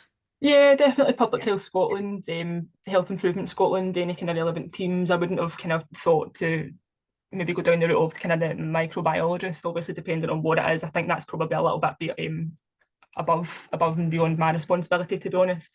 But I assume someone else would most definitely pull that person in. We would bring in micro round that table, and probably epi colleagues as well, especially if it was across organisation.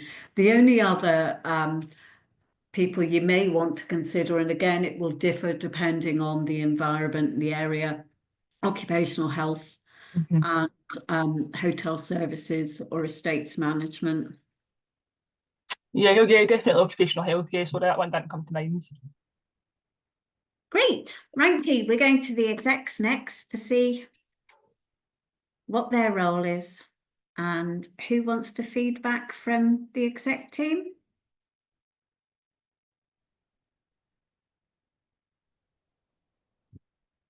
They've all gone quiet now. I would like to feedback from the exec team. Go on, Faith. Okay, from what we discussed in the group, the exec team would have a responsibility of ensuring that staff compliance is up to date and there's enough staff to handle the outbreak, and also the financial aspects that will be needed, because it will also be requiring extra staff to be paid, and other help will be ensured. And it's also the CQC, the executive role to inform CQC and other infection prevention team, which will be requiring to help with the outbreak, and also requesting for extra staff for MEDA ward or allocating external help as well. And it will also be the exec role to ensure that staff services are met and quality healthcare is being given while the outbreak is still on.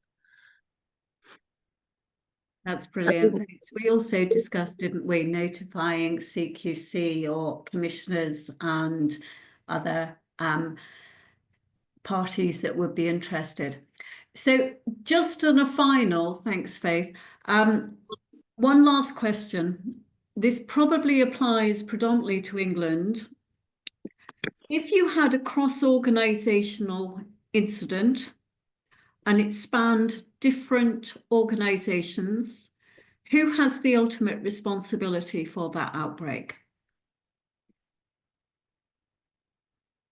Sorry, please, could you come again? So if you have an outbreak that is linked across numerous different organisations, this isn't a question for you, Faith, it's a question for everybody.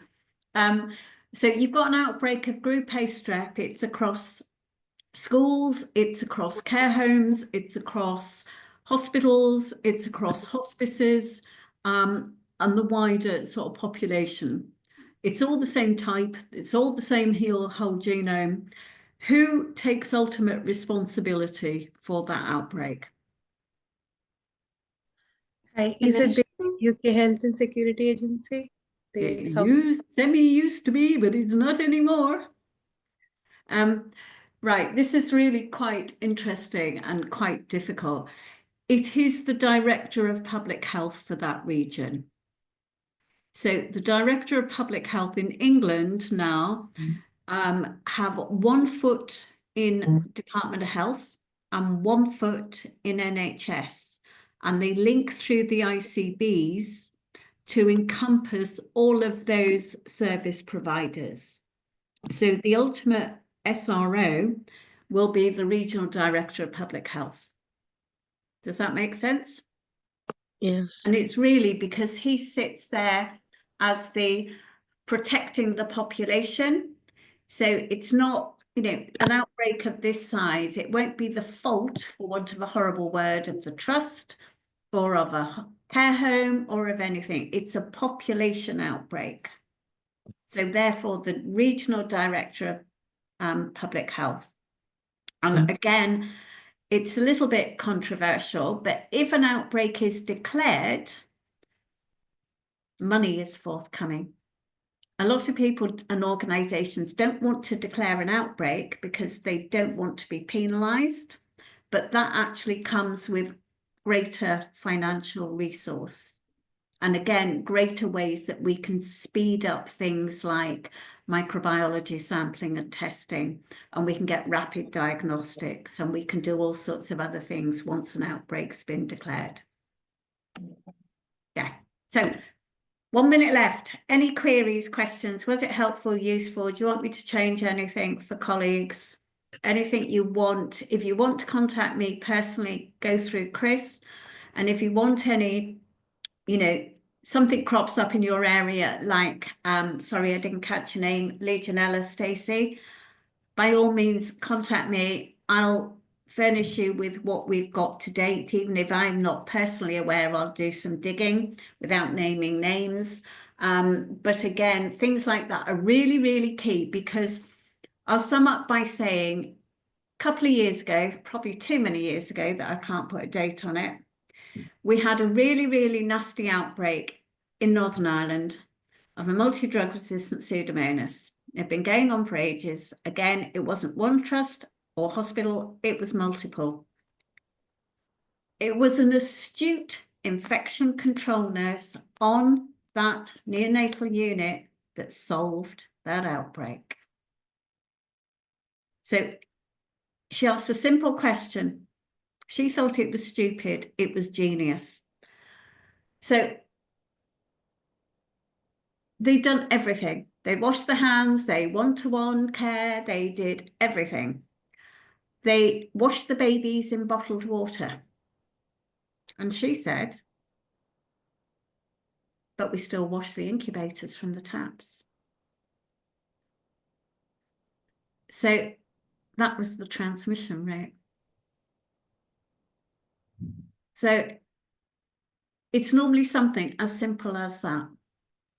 And again, trying to explain to the parents, when the babies were discharged, they didn't need to wash them in bottled water. Why? Because it was the plumbing that was contaminated. So, you know, they put in all these mitigations on a human aspect, but miss the environment. We took those taps to bits, we transported them to Porton, we cut them up, we grew them in agar plates, and we actually got to the actual source. And unfortunately, what happened was, because under health and safety, the taps that were currently in use at that time, I'm going back a few decades, or maybe not a few, they'd taken the taps out and put aerator mixer valves and thermal temperature control in. They'd removed all of the copper roll pipes and everything else, replaced with plastic. The plastic aerators were absolutely riddled with biofilms that caused the Pseudomonas outbreak. So solve one problem, the scolding, get another.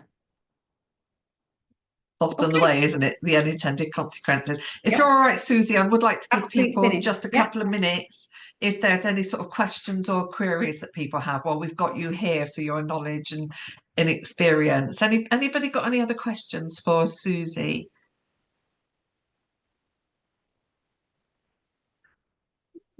I got away lightly.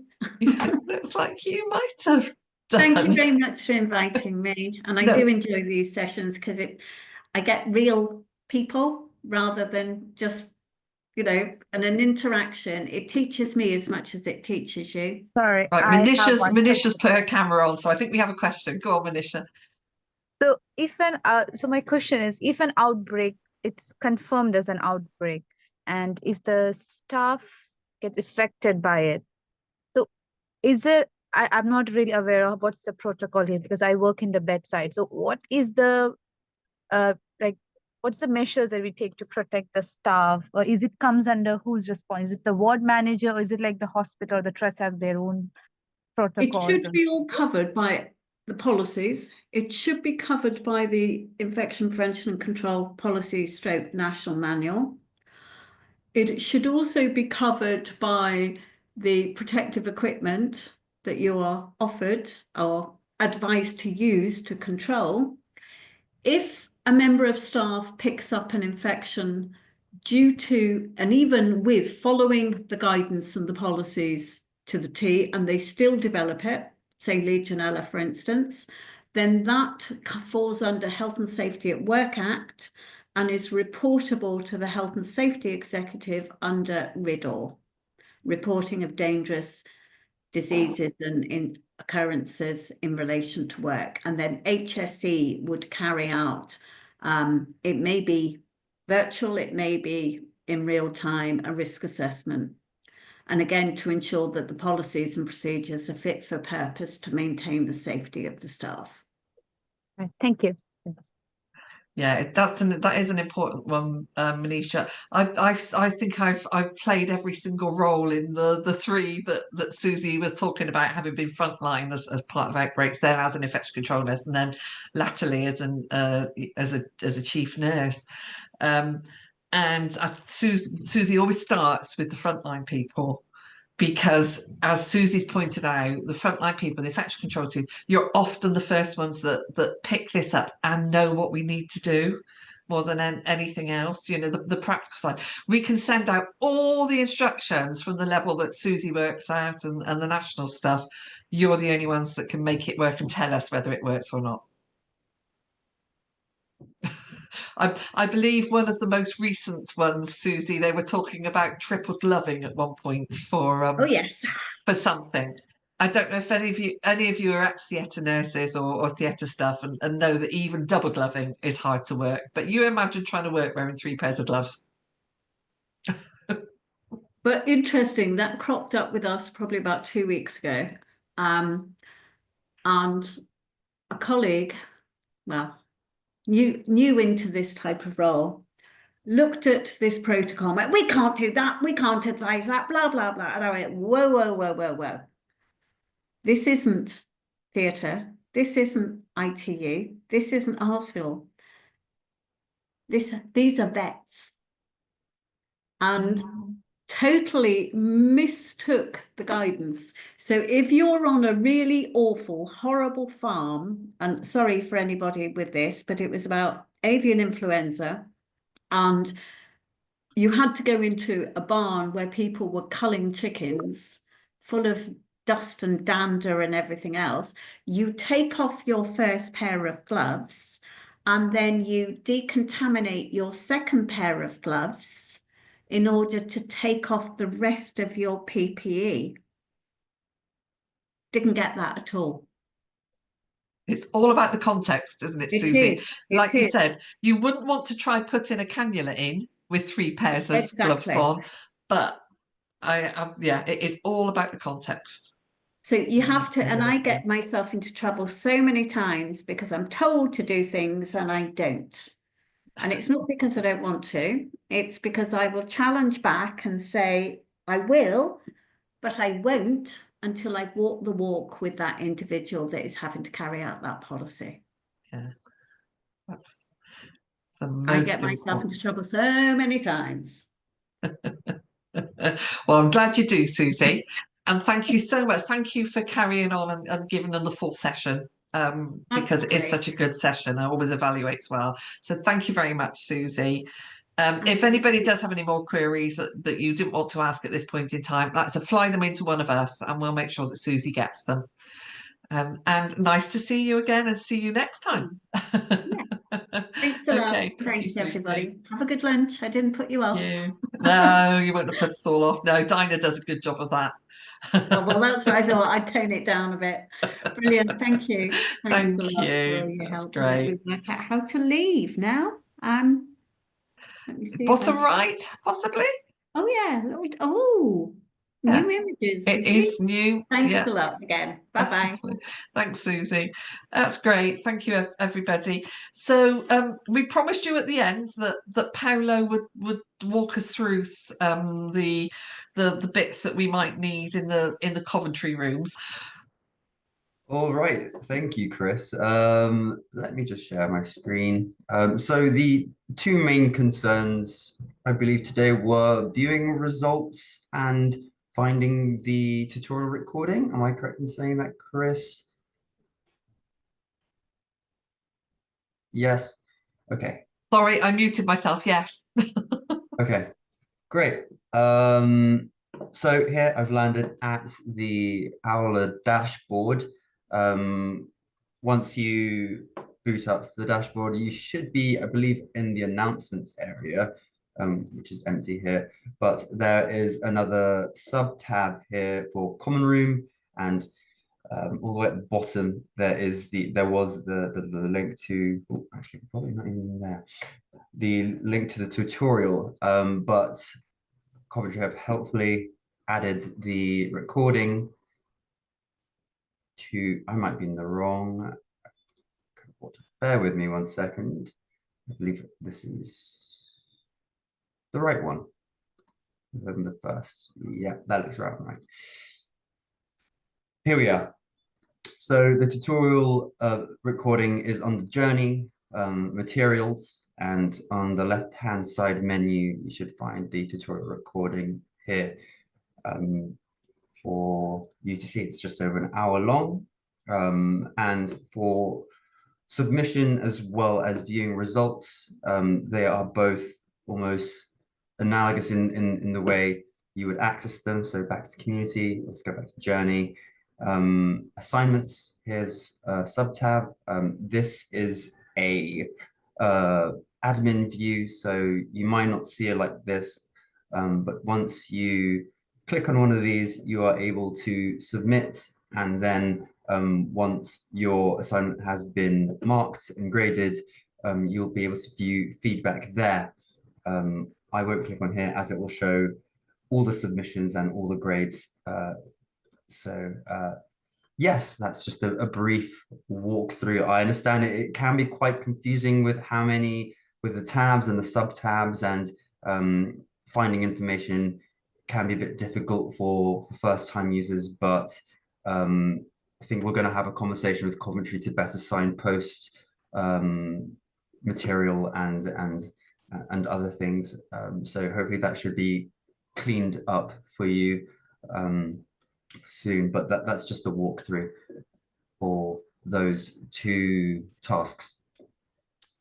That's lovely. Thanks, Pablo. Is there anything anybody else wants to ask Pablo about if he might be able to help you with accessing any of this? Please just shout out if there is anything else you need.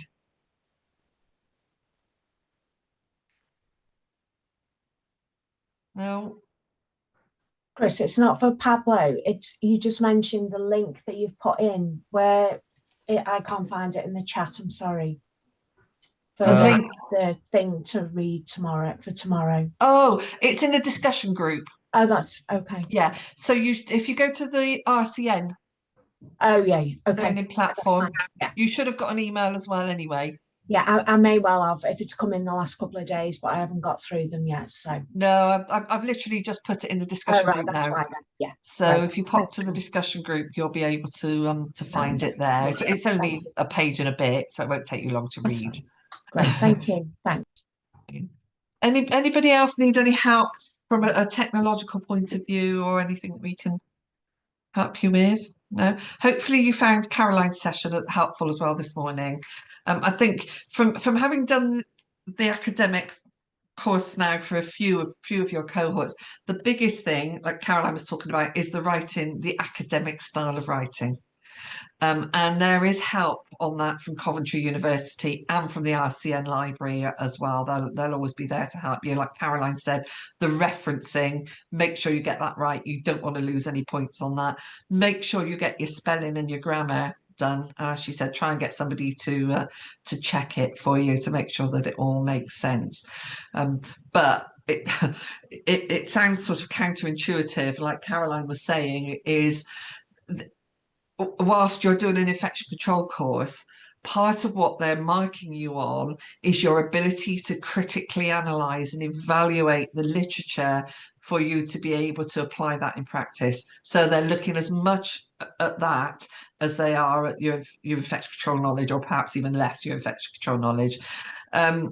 Caroline made the point as well about the literature, and she's right that some of the IPC literature is old. Because I know Winnie says try not to use anything more than 5 years old, but some of the seminal stuff and some of the reports are that old, because as Dinah said in some of her lectures, ethically we can't do some of these infection control studies now. But the point with academic writing is, if you're going to use something that's older, you make the justification in the assignment of why you're using it. So, for example, if you were going to use one of the very seminal pieces on hand hygiene was done by AULA back in the 80s. If you were going to do that, you would put it in and you would say that although this is an older reference, you know, hand hygiene is still as important today as it was then, and ethically we cannot undertake these studies, and therefore the relevance of this is still relevant to practice in my place. That's the kind of thing is how you would justify it. You wouldn't use the my in the clinical setting because you don't write the my. It's about, you know, saying in my opinion. You don't say in my opinion. You would say you can use the author's opinion, or the author has found in practice. That's how you would normally do it. It's really strange, but if you can go back and look at some of your academic writing that you've done for other stuff, it will all come back into your brain again. I remember somebody borrowed my master's dissertation, and when I got it back from them, I thought, oh, I'll just have a quick look at this again, and I thought, blimey, did I really write that? But it's how you get yourself in sort of the mindset of doing it. And if it helps you guys, the first piece of academic writing that I did when I went back to doing it, it was the old English National Board courses, the EMB course, and it was the 998, which is teaching and assessing in clinical practice. And I got referred on it. I got 32% for my first submission.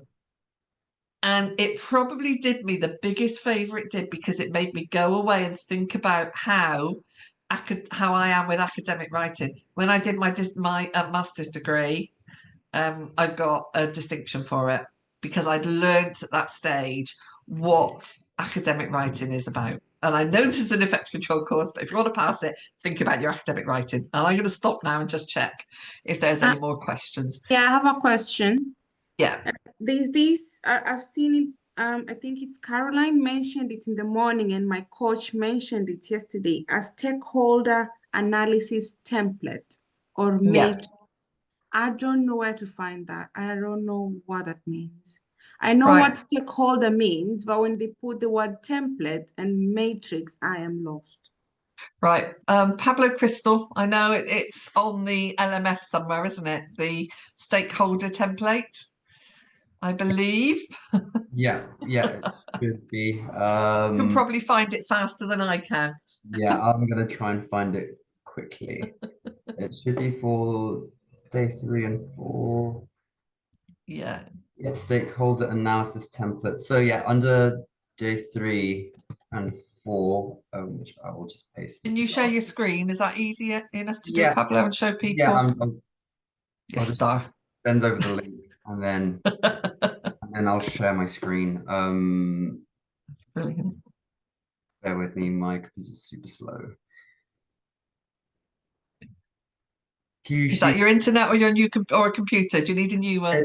No, it's my computer. I'm doing some some work in the background, which is it's tanking the performance of my computer. But so it should be here, day 3 and 4, you could find it on the program overview page, or you could navigate to it here on the left-hand side menu. So under stakeholder exercises, there are the relevant resources and templates here. Yeah, so you've got the stakeholder matrix there in a Word document, and you've got the stakeholder matrix and pathways to outcomes there. That looks like a PDF, I would say. Yeah, and if you want to save the PDF, it will open up as a pop-up, but you could save it if you're on Chrome. You could download it to your downloads or desktop or your chosen file destination here at the top right. Stacey? So can I just ask, I'm not an RCM member, though I am reconsidering it, but with not being a current member, how long do we have access to this? Is it until the assignment's due? No, you've got it for a few weeks after. Okay, it's usually at least 6 weeks after. Oh, that's perfect. Okay, lovely. Thank you. So you should be all right. We don't take it away from you straight away. No, I didn't think you did, but you know, when you just have a bit of a moment, I thought, oh, I better just check. So, and it'll make me reapply for the RCN a bit sooner as well. So there you go. Okay, thank you, Pablo. That's great. That's really helpful.